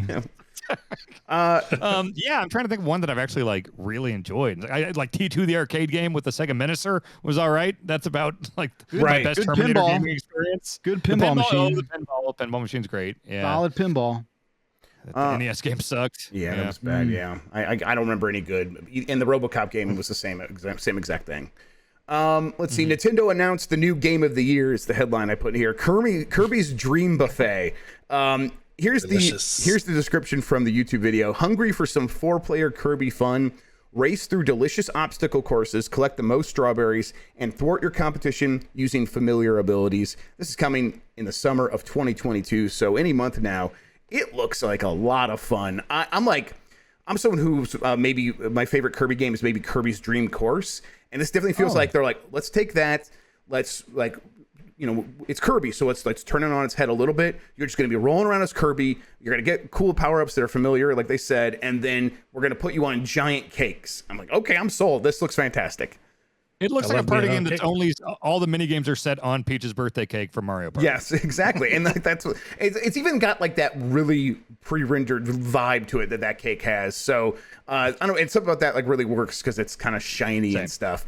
But like you're just rolling around as Kirby, like Kirby's a ball, and you're just rolling around racing each other. I kind of don't need much more than that. Like I'm like, this looks like straight up mini games. I mean, it looks like a straight up party game. So I'm wondering, is there going to be like an overworld, like kind of the way the board game functions in Mario Party? I wonder if there's going to be a larger overworld and then you get shuttled into different mini games and stuff. But I'm not even the world's biggest Kirby fan, but I'm like super intrigued by what I saw. Yeah, it looked more like Fall Guys to me, that you'd have specific courses, obstacle courses that you run and collect the strawberries on there. Cool. Yeah. Yeah, you're not the only person. You're not the only person to make the Fall Guys comparison. I've seen that in a few headlines and a few other places. I was like, hey, it's 4 players, so is it exactly the same? But I think what you described there, that structure of a quick course you're going to race, and maybe instead of, oh, these people all get left behind, maybe it's just whoever has the most points at the end or something. That's how they're going to do it. But that could work too. But mostly I just think the core mechanics of rolling a Kirby around through like vast swaths of icing and stuff like that just looks fun. So I'm into this, and I can't wait to play it. We need to do a Kirby buffet stream the week it comes out. Exactly. Yes, and we can. Can we order buffet food? Yeah, can we order desserts and stuff? We should. Yes. Old Country Buffet near me. It's been a while since I've been to an Old Country Buffet. That's probably, if there's one thing that, the pandemic blessed us with, it's the elimination of buffets, right? As much macaroni as you want, man. It's great. And then just ice cream. Just nothing but macaroni and ice cream. I don't know. Every time I went. Every time. I mean, you're just like a human, garbage compactor. I just feel like maybe for the rest of us, this is a blessing in disguise. Buffets are amazing. I love them. I would love to go to What's the buffet? Is there a buffet? Okay, maybe I'm making this up. There's a buffet that like wrestlers prefer. Well, wrestlers is typically a Waffle House thing. Okay. You got Jimmy Seafood is a big one. Yeah. Jimmy Seafood is a big current one. I can't think of a buffet. It's mainly Waffle House and Jimmy Seafood are kind of the ones that they love now. Yeah.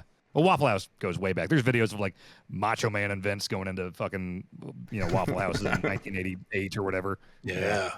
I saw a TikTok of a couple dancing very romantically in a Waffle House, and I'm like, that's what Waffle House is about. It's about love. That's America. That's America right there. I just see a bunch of fights in there. Yeah, of course. You see the full spectrum of human emotions in a Waffle House. Absolutely. Yeah, Waffle House would be best off just sort of like putting a nice cushy padding on everything in their restaurants. I feel like a kid's playroom or whatever. Yeah. Yeah. Just kid-proof that shit. Yeah. It's a good idea. Let's see. Nordisk Games has acquired the Quarry developer Supermassive. This comes from Andy Robinson of VGC. Copenhagen, Denmark-based Nordisk Games now holds investments in multiple European game companies, including full ownership of Just Cause and Mad Max developers Avalanche Studios, and part ownership of Call of the Sea publisher Raw Fury and Metroid Samus Returns studio Mercury Steam. After taking a 30.7% stake in 2021, Nordisk Games has now acquired 100% of Supermassive. The pair announced on Tuesday. Supermassive Games was the 9th addition to its portfolio and Nordisk Games' first investment in the UK. It's been a little over a year since Nordisk Games made an initial investment in Supermassive Games in our visions for the future, said Pete Samuels, CEO of Supermassive Games. During that time, we have found that we share a lot of important values with Mikkel and his team, and we believe these values to be equally important to our existing commercial partners who we will continue to support. Supermassive obviously puts out quite frequently these photorealistic looking horror games that people seem to love to play, especially on Twitch.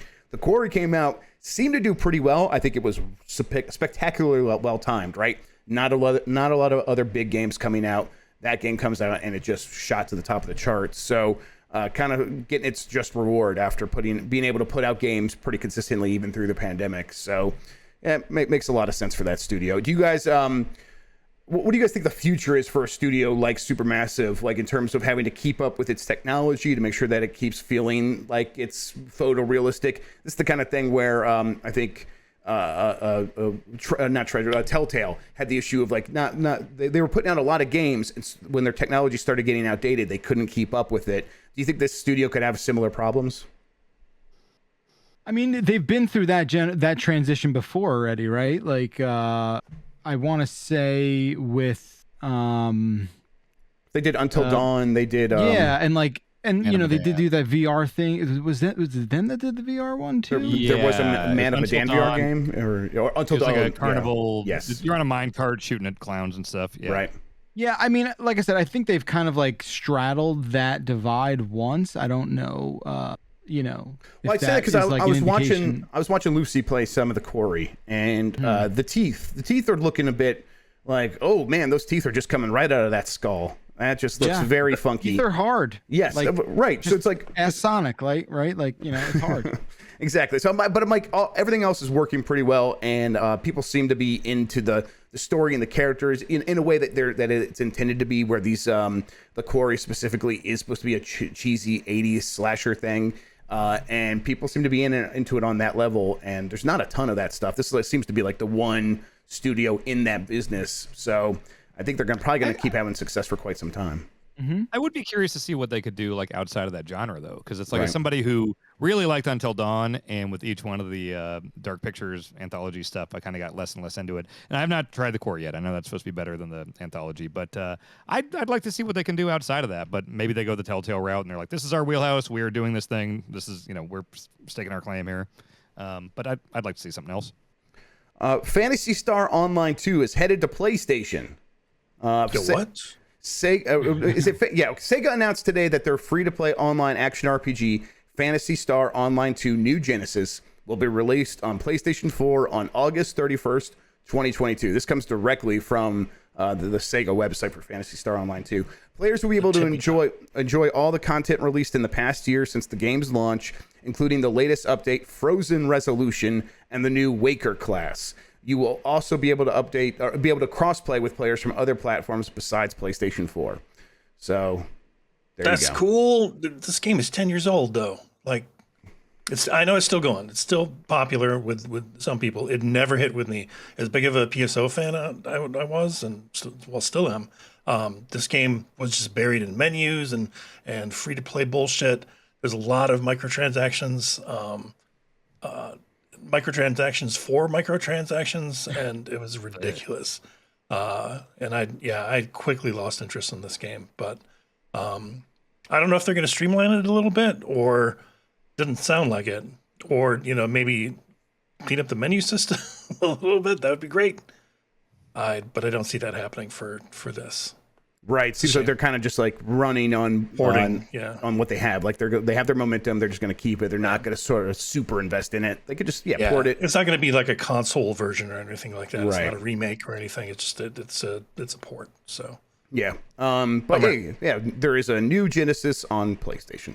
That's cool. Where is Titanfall 3? Apex Legends dev working on new first-person shooter game.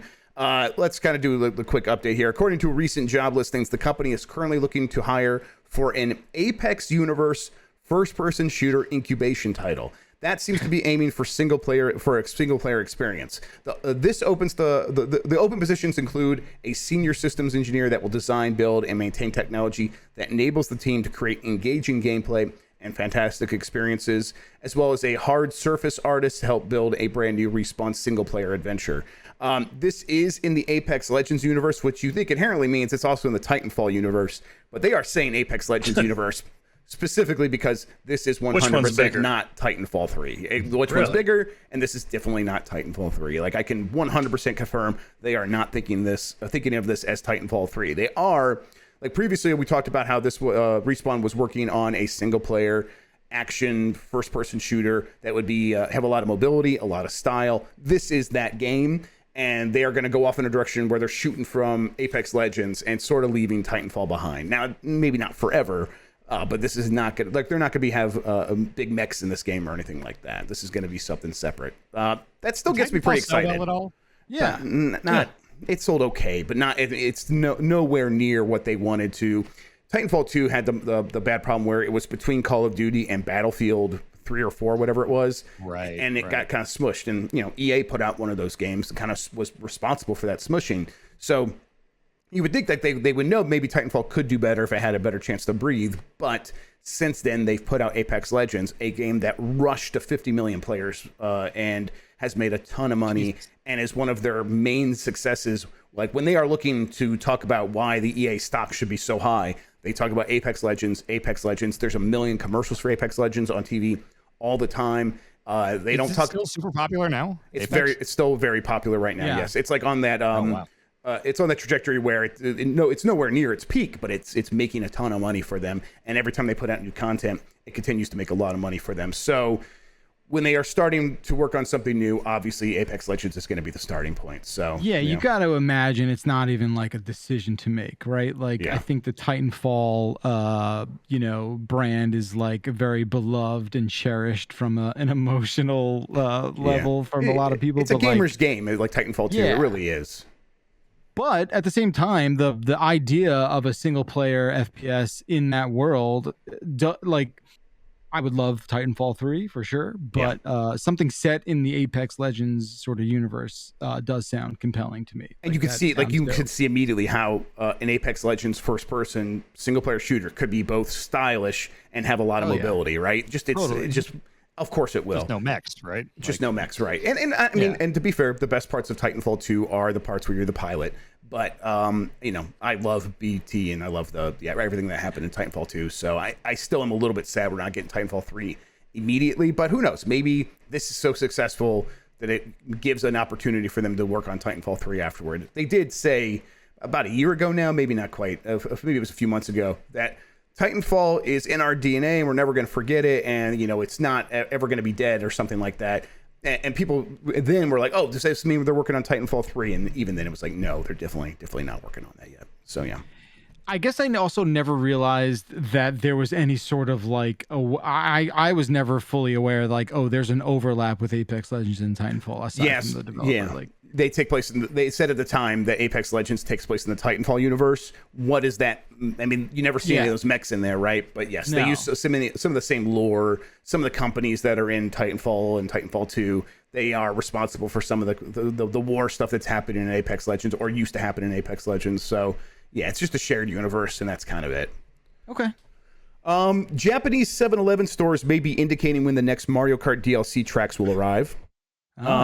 A bastion for Mario Kart news. Exactly. This is where I always go for my Mario Kart news. This one comes from, in part, Chris Scullion at VGC. As spotted by Twitter user Push Dustin via Game Explain, 7-Eleven stores are currently advertising the game's Booster Course Pass, which promises 6 waves of DLC courses. The ad displays the first wave, which has been available since March, with the other 5 waves covered by question marks. However, the ad also has a small note at the top aimed at staff at 7-Eleven, which says it shouldn't be displayed after July 17th. This has led to the suggestion that the second wave of tracks may be set to either be announced or even released on July 18th. Now, I don't know if I buy that logic so much. Part of me just thinks well, that's when the 7-Eleven's going to get its next thing. That's when the marketing agreement ends or whatever. I mean, I haven't worked at a 7-Eleven. Maybe this is all about, maybe they're the real keepers of video game secrets, but I don't know if I buy this here. They always keep it where you would never look, right? Exactly, right. You got to keep it somewhere, so why not a 7-Eleven? Well, what was the time frame that they said when they announced the booster DLC stuff? So I think what they said is there would be 6 waves by the end of 2023. So the last one was March. March. Okay. So it kind of feels like the time it is. I think that's what people are really thinking here is that this lines up with sort of the math. Every 3 to 4 months. I think I'm okay. That when you combine those two, points, I'm like, okay, I can buy into this a little bit. But if it's just, what it says at the top of a standee thing at 7-Eleven, it's not enough. But I'm hopeful. I would love some more carts. I love that first pack of Mario Kart tracks. I want some more. So, yeah. I just want to buy a Slurpee and get DLC. That sounds great. Speaking of Link's Awakening from earlier, 7-Eleven in Canada, they had a Link's Awakening Slurpee cups when that came out. And I almost just went to Canada just for that. That's how much I love Link's Awakening. Wow. Explain that to the Border Patrol. Yeah. I one time I had to pick up my wife. She was flying home. She was teaching in Europe for a few months, and she was flying into Toronto because that was cheaper. And I took a train there, but I forgot my passport, and it was like they were kind of cracking down on crossers at that point. So I took a train all the way home. They got my car and drove immediately back, and I was in Ohio, so it was like a several hours drive. And I remember getting there and just looking so frazzled, and I was probably wearing like a hoodie drug rug or something. And they had me pulled over and got out of the car, and they questioned me for 3 hours because they were sure I was running some sort of drugs. So I'm like, I just need to go pick up my girlfriend from the airport. Please let me through. So. That's my story of crossing into Canada. I got a Canada story maybe for another time. Maybe it's like a UPF, but when I was on the Warped Tour one year, not every band got to go over the border. Let me tell you. Whoa. Yeah. Then. It's a longer story for another time, perhaps. This is called teasing. And someone call into a voicemail dump truck and ask about your Canada border stories. There you go. That's my guy, Grub. Way to be. Naughty Dog animator addresses concerns about The Last of Us Part 1 remake. Just to like wrap up what those concerns are, people are like, this is just a cash grab. And so then the logic follows, then they're not putting a lot of effort into this. And that's not exactly the case. This comes from Devontae Chisholm from GameSpot. Since the lead up to the release of PS5 and Xbox Series X and S, $70 price tags have been a bit of a heated conversation among gamers. Following the reveal of The Last of Us Part 1 remake at Summer Game Fest last month, many fans question if the high price tag is worth it for an old game that has already gotten a remastered version last generation.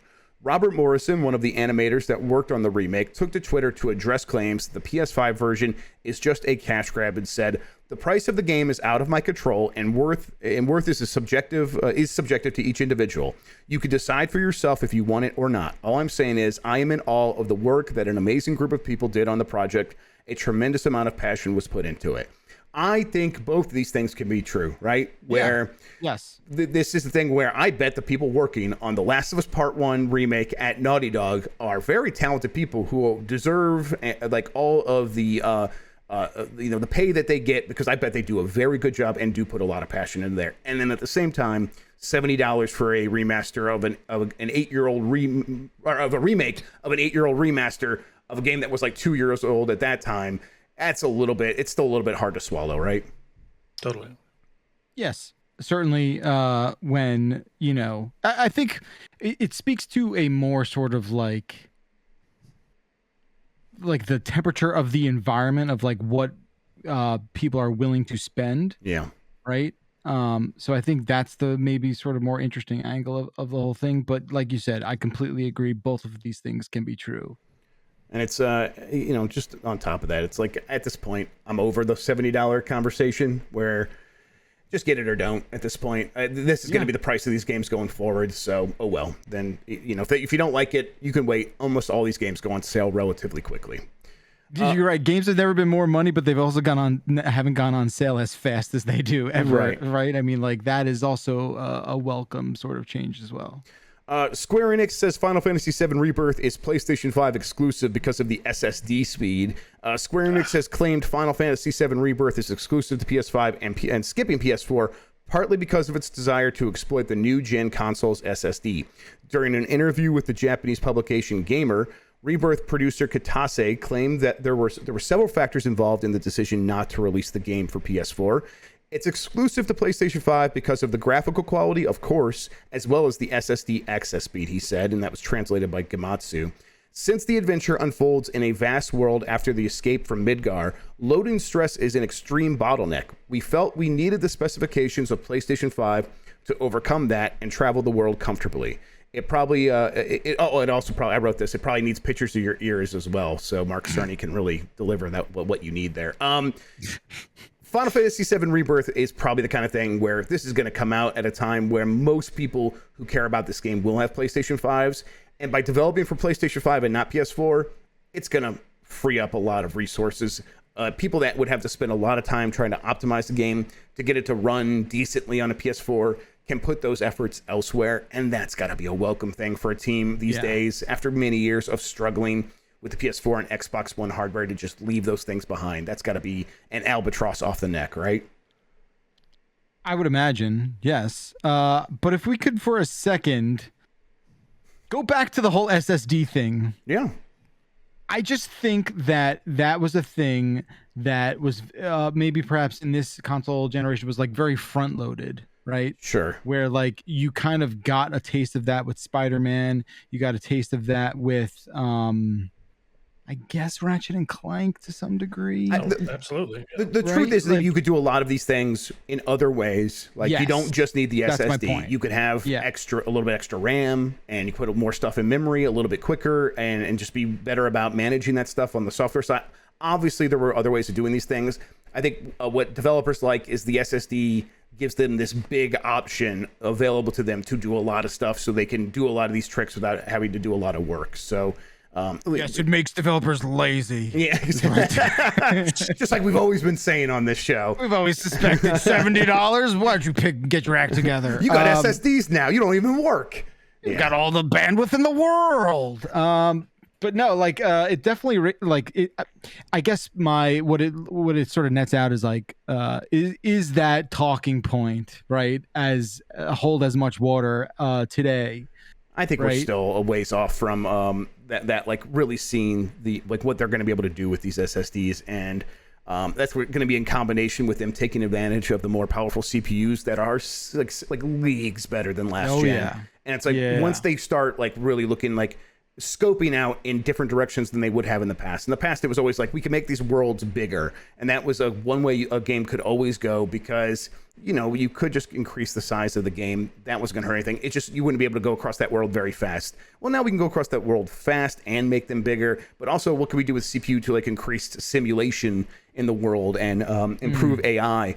That stuff is, they weren't even thinking about that stuff, so they don't even have people on staff who have been specializing in those areas of expertise. So it's going to take years to sort of build up those skills before we really take advantage of it. Those people haven't even been born yet. Exactly.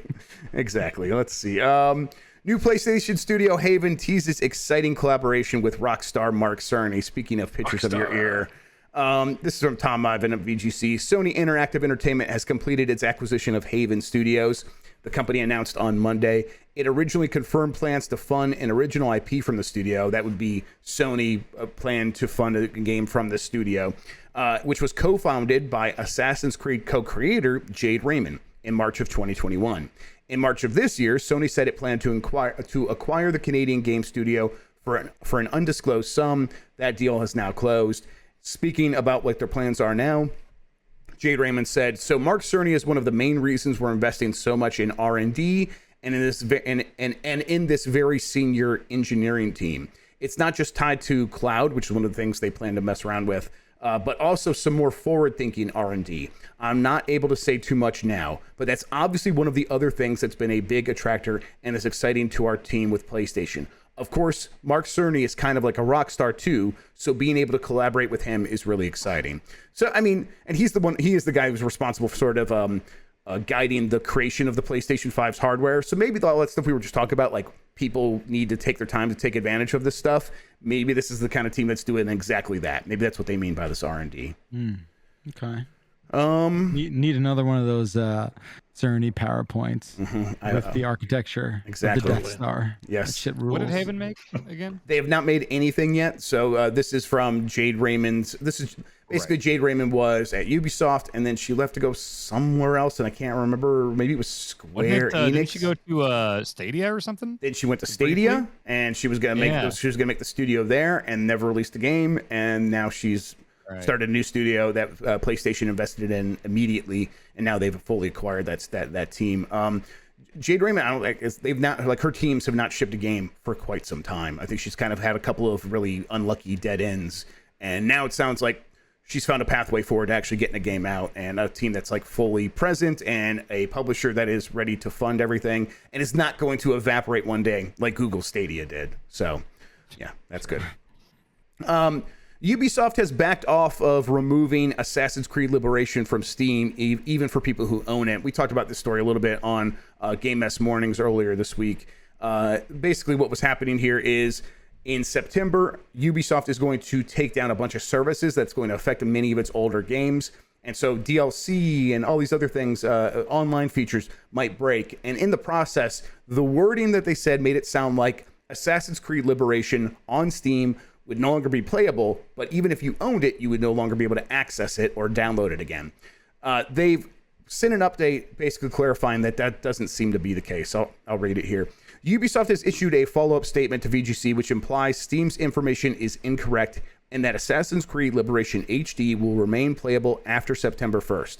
It said, as stated in our support article, our only DLCs and online features will be affected by the upcoming decommissioning. Current owners of those games will still be able to access, play, or re-download them. Our teams are working with our partners to update this information across all storefronts and are also assessing all available options for players who will be impacted when these games' online services are decommissioned on September 1st, 2022. So maybe a false alarm. Maybe they like, oh no, we are not going to. We'll figure this out. Maybe they're like changed their mind or something like that. But either way, if you wanted to play Assassin's Creed Liberation HD in a couple of years, it sounds like that's still going to be possible. Oh, thank God. Right?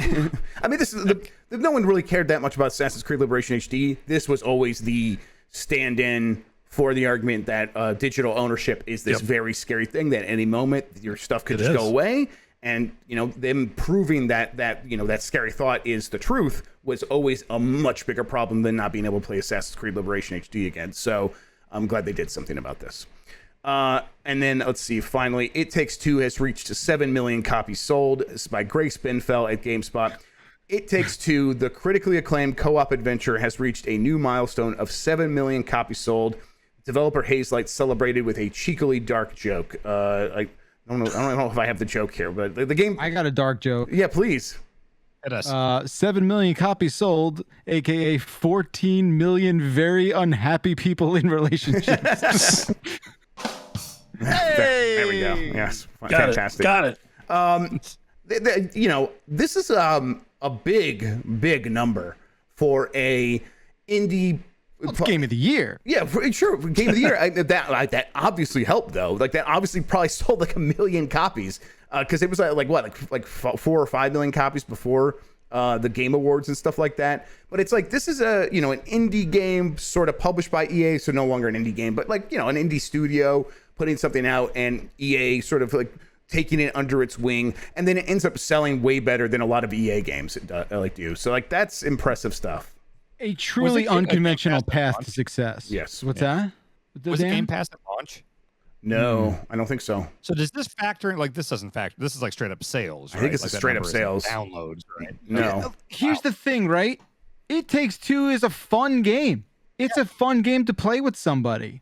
It's a frustrating game too if you don't play with someone who like is very savvy. Right. In it's like a video game. It's not like, oh, this is a Jackbox where anyone can play, right? So. And when I talk about 14 million unhappily married people, I talk about the experience that I had on my couch in my home with my wife, where we didn't make it very far until we were not very happy with each other. And like, yeah, the whole subject matter of divorce, like, I have a much easier time like tucking that away into the part of my brain that doesn't care and it's just like I want to play the game.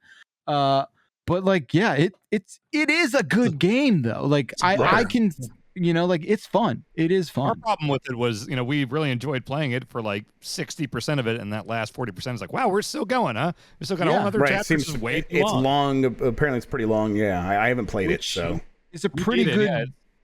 Holding up of the mirror of the institution of marriage as it is, right? We're still doing this, huh? This is after all this time, here we are. I don't know what you're talking about. I'm very happily married. Everything's perfect over here, so. As am I, but the mind wanders during It Takes Two, does it not? Jeez, what the hell's going on?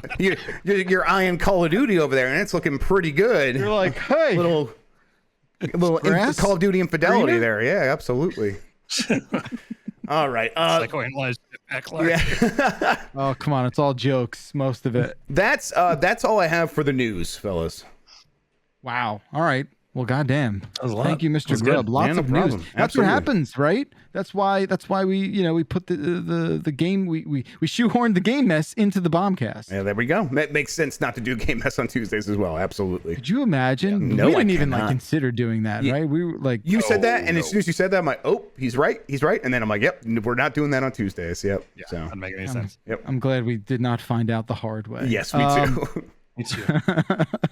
Yeah, right, Jason. All right, that's going to do it for the news section. Thank you very much, Mr. Grubb. We're going to take one more break, and then we are going to answer and discuss and address the emails that were sent into our program. Don't forget, it's bombcast@giantbomb.com. We'll get to those right after the break.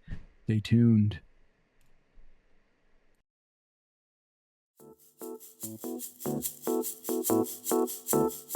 Jeff Bakalar, I'm in the year 2022. I am now a sports boy. So I've been listening to a lot of basketball programming, a lot of basketball podcasts, and it's been great. You know why it's been great, Jeff Bakalar? Why is that, my little sports boy? That's me, little sports boy Jan Ochoa. It's because of Raycon wireless earbuds.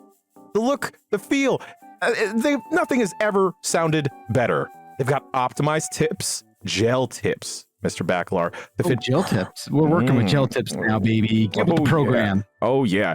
They fit so comfortably in your ears. And Jeff, they will not budge. They're like Gandalf in that one Lord of the Rings movie where he's yelling, hold. I think I've seen that movie. Trust me. Is that Lord of the Rings? I feel like, Is that Lord of the Rings or is that another sports thing? I don't know. You're saying Gandalf has earbuds. Yeah, I'm sure someone has done the work. He probably did have earbuds. But Raycons, they offer 3 sound profiles to match what you're listening to, plus noise isolation and awareness mode, so you can listen and be immersed in sound, but also be able to hear your surroundings when you need to, which is handy if you're going jogging or going for a walk around town while listening to us, the giant Bombcast, or whatever sports boy programming you're into. And Mr. Bacalar, they give you 8 hours of playtime and a 32-hour battery life. That's longer than most of my electronics. That actually is very good. That's very good. It's more than my electric glue gun. I'll tell you that. And here's the biggest thing, Mr. Bacalar. Raycons get you the same quality audio as other premium audio brands, but at half of the price. But that doesn't mean they won't last. I've seen people talking about these Raycons, buddy. People are throwing them from 3 stories they're getting lost in the rain and snowstorms. And guess what? Guess what, Jeff? What? They're still working afterwards. Holy smokes. Now, you had me at not paying a lot. That is when I start to pay attention to things, and I'm excited about not having to pay a lot. And you know what I'm also excited about? 5-star reviews. And Raycons, they have over 49,000 5-star reviews. Damn. So, listeners of the Giant Bombcast, I want you to check out Raycon's wireless earbuds. My guess is that you're going to leave them another 5-star review, and it'll be 49,001 as well. So go to buyraycon.com/bomb today to get 15% off your Raycon order. That's buyraycon.com/bomb to score 15% off. Once again, buyraycon.com/bomb. Thanks, Jeff. Thanks, Jen.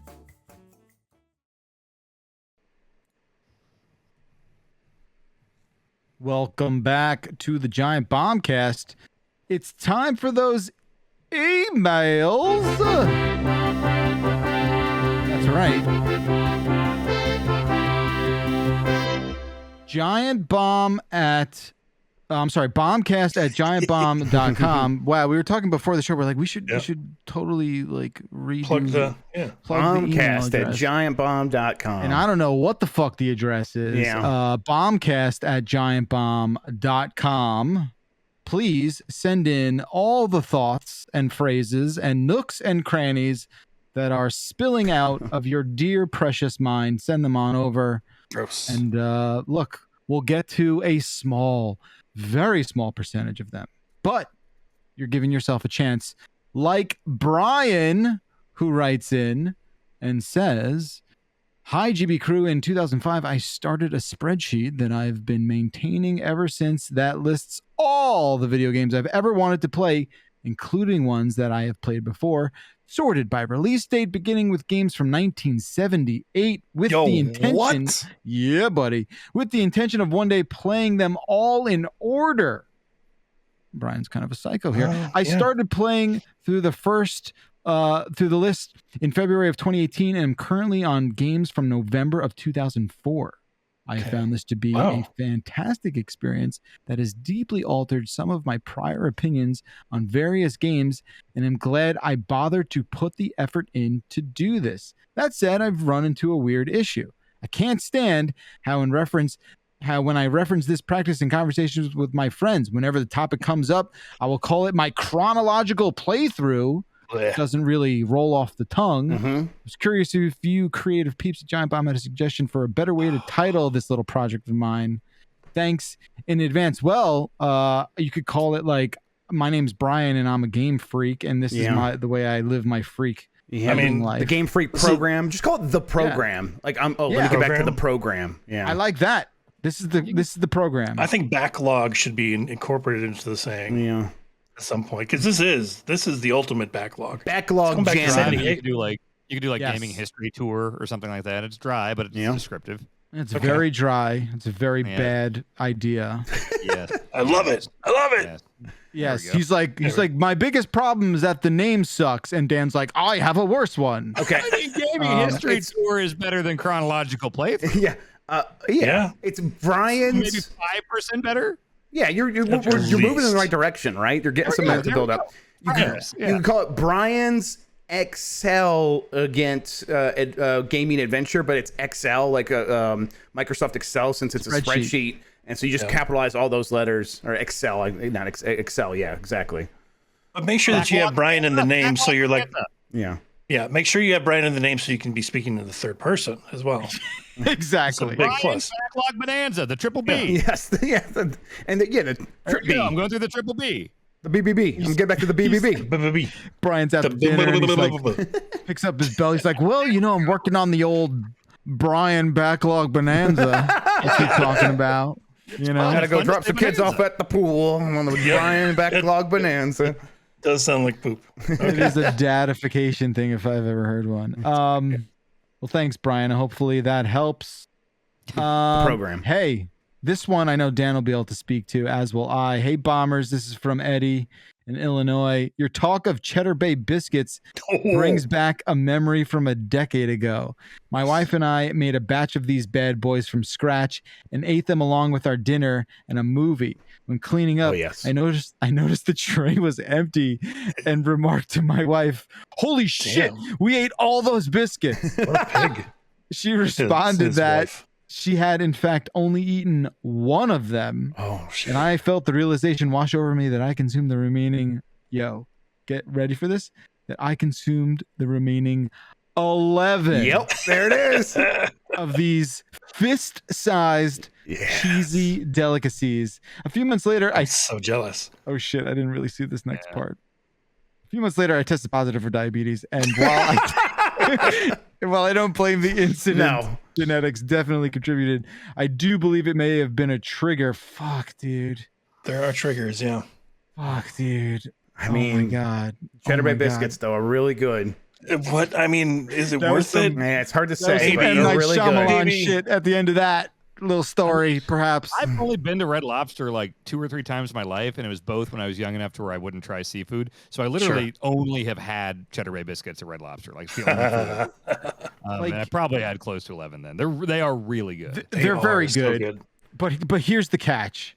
You can't be eating 11 of them as an adult person. Like, even when you're 6 or 7, it's dicey. You'll probably just puke it all up because your body will probably just interpret it as poison and reject it. No, it's the only thing your body will want after that. That's the real problem. Is you'll be like, their food will taste like dust. You get a taste for it? Yeah. You get hooked on those Cheddar Bay biscuits. That smack. Yeah, I know that feeling though, because whenever we have guests over, like we just had my sister over, and the same thing happened with my dad a month ago. Bonk will go out and get like a bunch of like snacks and stuff like that, and like treats and stuff. So being a good host and all that, and it'll be like Cheez-Its and a big thing of Cool Ranch Doritos and all this stuff. And it's like, oh, look at all this. We got fruit snacks, all this laid out, all nice and everything. Nice. And then every single time, I'm just like, oh, we're having, come on over. It's just like, oh, it's vacation mode basically. We can snack on whatever. And then at the end of it, all that snack stuff will be gone, and I'll realize I don't think I saw my dad or Kayla eat any of that. I know I was just like seeing it as an excuse, like, oh yeah, company's over, and I just it's just like it's fun imagining like the absurdity of the things you put out, like that are just self-serving just for you. Like I don't know. I just feel like I feel like you've admitted that you eat a lot of strange things, like you freebase eat a lot of weird things, or like you enjoy stuff. What do you mean? No, I just think like you would, I don't know, like it's when you heat up the spoon and you inhale the vapor of the food. You're freebasing it. Yeah, or just you like melting butter in a spoon and just like slurping it down. No, what's the snacks out of a box? Nothing crazy. No, but there's no like supremely guilty pleasure that you have of like really indulging in a and a trash food. The thing I had all the time. Well, I've talked before about it, like breaks at school. They used to let you bring your own snacks, and I would just bring the can of Easy Cheese and just eat that straight. There we have it. Frequently, if I went to my grandparents, I would sit down with a box of Cheez-Its and a thing of Easy Cheese and go through both of them in one sitting. Like Hell yes. And a whole can of sharp cheddar Easy Cheese, making see how tall I can make the towers and still fit them in my mouth. Oh, beautiful. Yeah. See, that's what I'm looking for. That's the answers I'm looking for. That's you a know. good time. Yeah. Just put out like a bowl of like little butter packets and you just unwrap them. No, I didn't eat Visible Butter until after college. So yeah, seriously. Yeah, I mean, it wasn't before you became an adult, of course. I'm gonna make cheddar bay biscuits. I couldn't see the butter. I was fine with it. I'm going to the store. I'm gonna get the thing because you can get them from the store, the box, and then all you need to have is like the cheddar cheese. I'm gonna make I'm gonna make 12, and I'm not gonna eat 11. I can promise you that. I won't eat like. I'm gonna eat probably 3. I'll probably eat like 5. Let's be real here. Okay. I'll probably eat like 5. Yeah. You're gonna eat 9. Probably gonna eat 9. Probably gonna eat 9. God. Families each gonna have one. The rest are for you. Yep. That's it. Everyone splits one biscuit, and the rest are for me. All right, a little selfish here because I picked out the emails. This one comes from Nelson in Washington State. Nelson says, I have a question for noted hockey expert. That's me, hockey expert Jeff Backler, Dr. Hockey. I have my PhD in hockey and pucks. Doc Hawk. Recently, my parents moved to Florida, and I purchased their home here in Eastern Washington. While I was cleaning out some of the cabinets and closets, I found an old San Jose Sharks hat that my dad had left behind. Now, I don't know the first thing about hockey and have no connections to the team or the city, but the hat is really cool, and I want to wear it. My question is this. Am I a poser for wearing this hat despite not caring for the team or the sport? Is this the same as when white girls wear Pink Floyd or Nirvana t-shirts without knowing any of the songs? Oh, you mean like the insane trend of like Iron Maiden and Cannibal Corpse and like all of these bands that just have, and like Thrasher t-shirts? Like that does kind of infuriate me. Right? Shit. Oh, Should I wear this I thought hat? it was better than that. You know, so dear listener sent in some of these pictures of the hat, and it's a pretty dope old school San Jose Sharks hat. I like the look of it. Probably from their first couple of years. It had the green brim. If you know anything about hats, like old hats with the green under brim, pretty sure sign that. Is this a starter? That's a great question, Jason. It might be a starter hat. You could see a bit of the logo peeking out on the side. Starter hats had the logo above the snapback, right? Yeah, in the back. So it's a good call out. I don't know. Oh, it's not there. In case you guys were thinking that I should just send it back to my dad, I know he wouldn't care. I never saw him wear the hat. If he left it behind, it wasn't important. Also, I bought everything in the house, so technically I bought this hat too. He's right. Here's the hazard. The hazard with this is like it is a cool hat with a shark on it. Yeah. But if you wear that around, people are going to be into sports and ask you about the team and hockey and stuff, and you're going to have to be like, oh, I actually don't. And like, I just wouldn't want to have to repeat that every 2 seconds. Be like, no, I don't give a shit. I just like the shark. You know? No, you're not going to get that much because you're living in a completely different state. It's like a hockey fan. That's what Dave Lang does. Is he actually buys baseball hats of teams that are nowhere near him. Yeah, he doesn't even know what an expo is. Yeah. No clue. What is an expo? An exposition? Yeah, he's just like, I just like the hat. I don't know what an expo is. What is an expo? A Montreal Expo. Oh, okay. I don't know thank you. That clears it up. Yeah.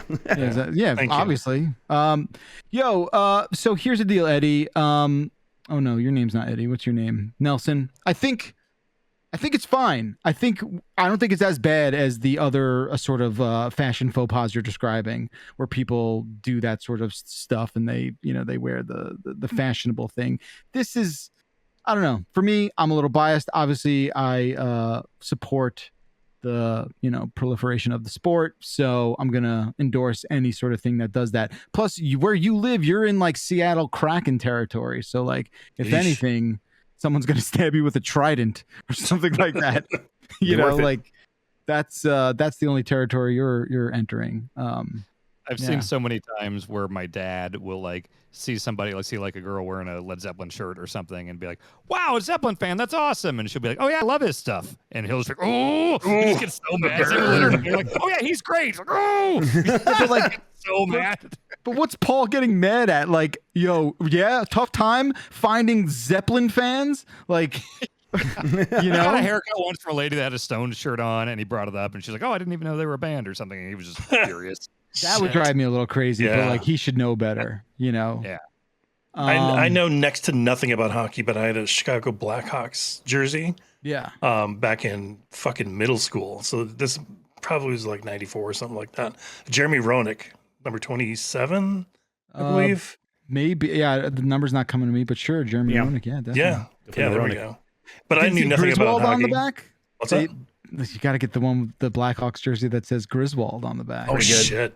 Yeah, you know, my name's in the beginning of that movie, right? Yeah, it's on the list. When they're going through the list of like who's naughty and nice, and Griswold's checked off, right below it says Grub. And really? Oh, that's sick. Yeah, and I've been very nice, by the way. Yeah. Nice. Yeah, with 2 B's and everything. Yeah. Yeah. That's awesome. Well, my it's canon now. Yeah, exactly. My 15 minutes of fame right there, and Christmas Vacation. Hell yeah. All right, let's move along. I chose this one. Jess isn't here, but I feel like we have enough horror fans in attendance today that can speak to this. This one comes from Ian. I found that some horror games are very scary, but not very fun. And some horror games are very fun, but not very scary. I don't think I've ever played a game that manages to be both fun and scary without any trade-offs. Resident Evil Village comes close, but by finding a balance between the two extremes, it wasn't able to be as scary as RE7 or as fun as RE4. Is it even possible for the perfect horror game to exist that's both 10 out of 10 in terms of scares and 10 out of 10 in terms of fun? Or are horror games always forced to find a middle ground? I'd say Dead Space is probably the closest in terms of straddling that line. That's a great answer. Yeah, that is. Oh. I think two specifically. I think this is a pretty good point, though. Usually, though, like in order to make it scarier, you have to take power away from the player, and I think a lot of players would associate that power with the fun.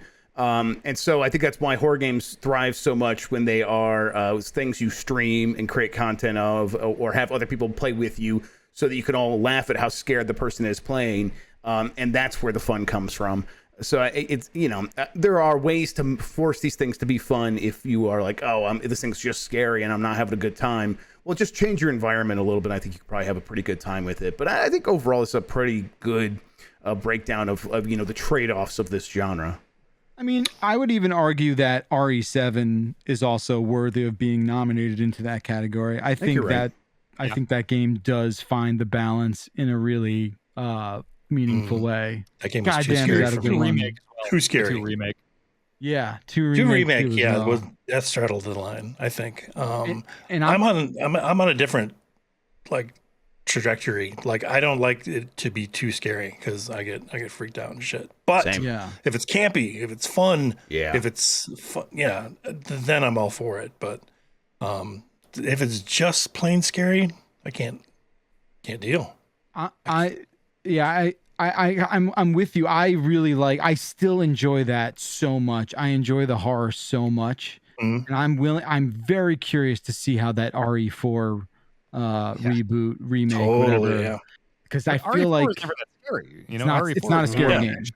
Yeah. Honestly, the scariest part of that game was like the first time I think I found the sniper scope attachment and like zoomed in real close to one of those like floppy eyeball people. And I was like, oh, that's bad. And that's the extent. I think it's scary how charismatic and handsome Ramon Salazar is. Maybe that's 100%. Yeah, and our little Lord boy. Yeah. There was one part at the very end of it, like when you're in that lab area, and it's just some part where like some guy like bursts out of like a standing sarcophagus chamber or something, and he's on fire or something, and it felt very much like the jump scares of 1 and 2, and like that's the only time in 4 I was like kind of jump scared, which I associate 1 and 2 with all the time. Yeah, totally. It's funny, not to bring it back around to Stranger Things, but like to me that show was never scary enough. right? Oh, yeah. Like I was always like, fuck this, like little kid bullshit. Yeah, it's not scary. Yeah. This one is definitely the most horror it has been, and I feel like that has been kind of dope about, like I've been genuinely like, oh, okay, if my kid came out right now, like this would be bad. This would be a bad moment that would require a lot of like maybe parent therapy. So tough balance right there. All right, finally, Dan, can you see this last email that's split among between the last two pages here from Andrew? Andrew? Yes, Yeah. I will read it. Hey, Bombers, this is Andrew from Albuquerque, New Mexico, right? Yeah. Yep. I started saying it, but then I realized it wasn't written, but I will assume Albuquerque, New Mexico. Now we know Kojima is working on another game that is being funded by a Microsoft studio. What do you guys think the project is, or better yet, what do you want it to be? I think my biggest question is, will Microsoft allow Kojima to go with some barely coherent story, similar to Death Stranding, or will they try to rein him in? Personally, I want to see a wild trailer that gives me no understanding of the game, similar to what we saw in Death Stranding. I love that game, but I would really like to see a new property. I'm kind of in the exact same boat as Andrew here. Like, just give me something real weird that's going to be really fun to just theorize about for like 3 years with increasingly weird trailers and stuff, and as we wonder what the fuck the game is. Why was that whale flying in the fucking air? What the hell is going on? Yeah. And then have it come out and have me aggressively hate it for a year and a half, and then come around on it and really love it. That's a great experience. Tell one of the voice actors it's a 4 out of 10. Yep. I told him it was a 5. Okay. Much better. Oh, it really made the conversation awkward. It would be so worth it for you to like see him again and have the conversation about how you like did a 180 on it. 9 now. It bumped up like 4 points. Here's the thing about these games. And when I say these games, I kind of just mean Death Stranding, because now I'm conditioned to think that like whatever the next one is going to be will be just as like infuriatingly confusing and like indecipherable, gibberish, right? But it's the same way that when you're waiting online to go on a roller coaster, some places have a really fun queue. Like some places have a really fun sort of like, I am in Gotham City right now. Like they're playing the theme song. The Joker's taunting me from this TV screen. The Joker's like, you better put your seatbelt on, like that kind of shit. So with water every once in a while. Yeah. That's part of the fun, is the lead up to the unknown. Right. And I think the Kojima games live in a very unique category, and a lot of games do have like a lead up. I think Deathloop had a certain like, what the fuck's this game sort of thing. But part of the ride is the unknown period. It lasts a lot longer than the end of the ride, but it's fun, and it can be fun. And, he's the best at that. He's actually, he legit knows what he's doing with that build up. That's the magic. Like a lot of other people try to pull that off and replicate it, but he's the only one that really fully understands what he's doing there and the relationship he has with gamers that are waiting for one of his games. So I love that stuff too. I'll say that for a very long time with this project, when I was reporting on it, no one really knew what the game was going to be, and I truly believe that even included Kojima. I really don't think he had like, nah. I don't think he really had any idea what he was going to go for in this. They just all knew that they wanted to work together, and he had some vague notion about using the cloud. I think that now that they have like announced it publicly, that means they've signed a deal, and in those deals, it almost always includes something like genre and a vague idea of what the game needs to be when it comes out. But that stuff changes a lot, and they renegotiate constantly throughout development, and so that stuff might be meaningless. I'll say that the thing I think seems most likely to me is that Kojima will take some tech that, like the stuff that powers flight simulators, so that you can have the entire Earth replicated in a video game, and he will do some nuts spin on that and just turn it into something you could never have imagined. And I'm like, that sounds pretty cool. I think I do want him experimenting on that side of things. It's not going to be about like, oh, it's streaming from the cloud. No, it's going to be like, what can I like, you could say the word zettabyte to Kojima, and he'd be like, yes, that's where I need to be. And that's where he's going to want to be. It's like have access to petabytes and zettabytes of data that he can bring into his game from the cloud to extrapolate it into this massive thing. I'm hopeful that he'll be able to have some good ideas to take that and really riff on it. Yeah, just giving him free range on whatever, like, compounded processing power that shit allows for, would seem like an easy thing for him to sign. If anything, the only thing holding it all up is like, yo, Kojima, your next game will just have to default search with Bing. That's the only issue here. And he's like, well, that's the deal breaker, my dude. I can't do that. Come on. Oh man, yeah, it's gonna be interesting to see how that shakes out for sure. And by having full creative control, as dumb as he wants to get, he's going to have it as he wants to get. Because again, Death Stranding, I think a lot of people, myself included, just could not wrap their heads around it because it was so out there. But then it's there really is some stuff there once you get removed from the hype and everything, and you can just check it out for what it is. Like I do have faith in him again after Death Stranding. And I think that Microsoft's putting a lot of pieces in place to unlock that because, it takes a lot of technical know-how to figure out how to use the cloud stuff. Well, they hired Kim Swift to do that job. So that, to me, that seems like they're putting the support around him to Kojima, you be Kojima. We'll take care of everything else and make sure that any idea you come up with, you can actually execute on. And so to me, that's how Microsoft does it with a lot of their studios right now is if you have an idea and it's your studio, go do that idea. And I think they're going to kind of let him go off on, completely off the reservation here and do whatever he wants. Nice. Yeah. And if history is any indicator, that means that by the end of the decade, Dan will then come around on this game too. Yeah, exactly. Absolutely. There's only one Kojima game that I didn't like at first. And that's trend. Big Boktai fan. Big Boktai fan here. Boktai's awesome. Boktai is awesome. Yeah. You got to touch grass. Awesome. Yeah, please. That's going to do it for emails, folks. Again, the email address that you can use to write in our program, bombcast@giantbomb.com. Please send us an email for next week.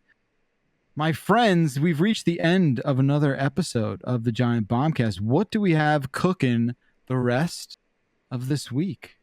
What's out there? I got Game Mess Morning happening for the rest of this week. I think we'll have Imran Khan in on Thursday. Cool. Tam and Lucy actually, they're hosting the Kind of Funny morning show on Friday. So let me talk to them because they're supposed to host on Wednesday and Friday. Let me see if they want to get some Kind of Funny people in here. Maybe we can mix that stuff up. But yeah, sure. Well, we'll be having that happen for the rest of this week. And then Voicemail Dump Truck on Thursday. What else is happening? Wednesday, Arcade Pit. Right.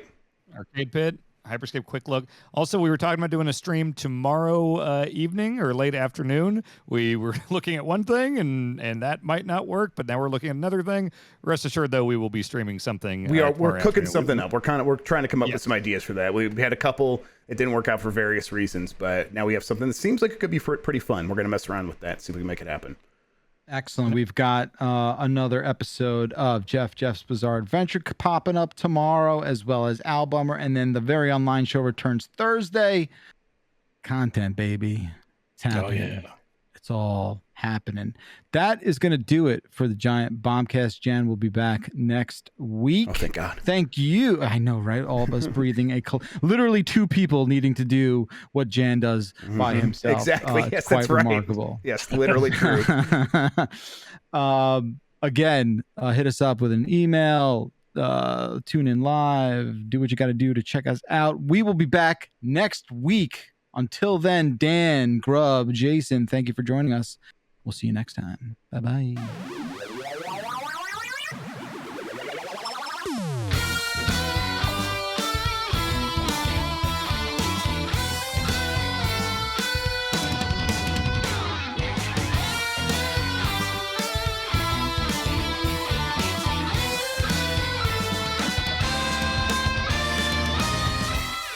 The Giant Bombcast is hosted and live produced by Jan Ochoa, with support from Jeff Grubb, Dan Reichert, Jess O'Brien, Lucy James, Tamor Hussein, Jason A. Stryker, Matthew Rory, and me, Jeff Bacalar.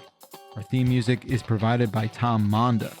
Our logo is designed by Dave Schopenek, and you can find him online with the handle @Dave Saved the Day.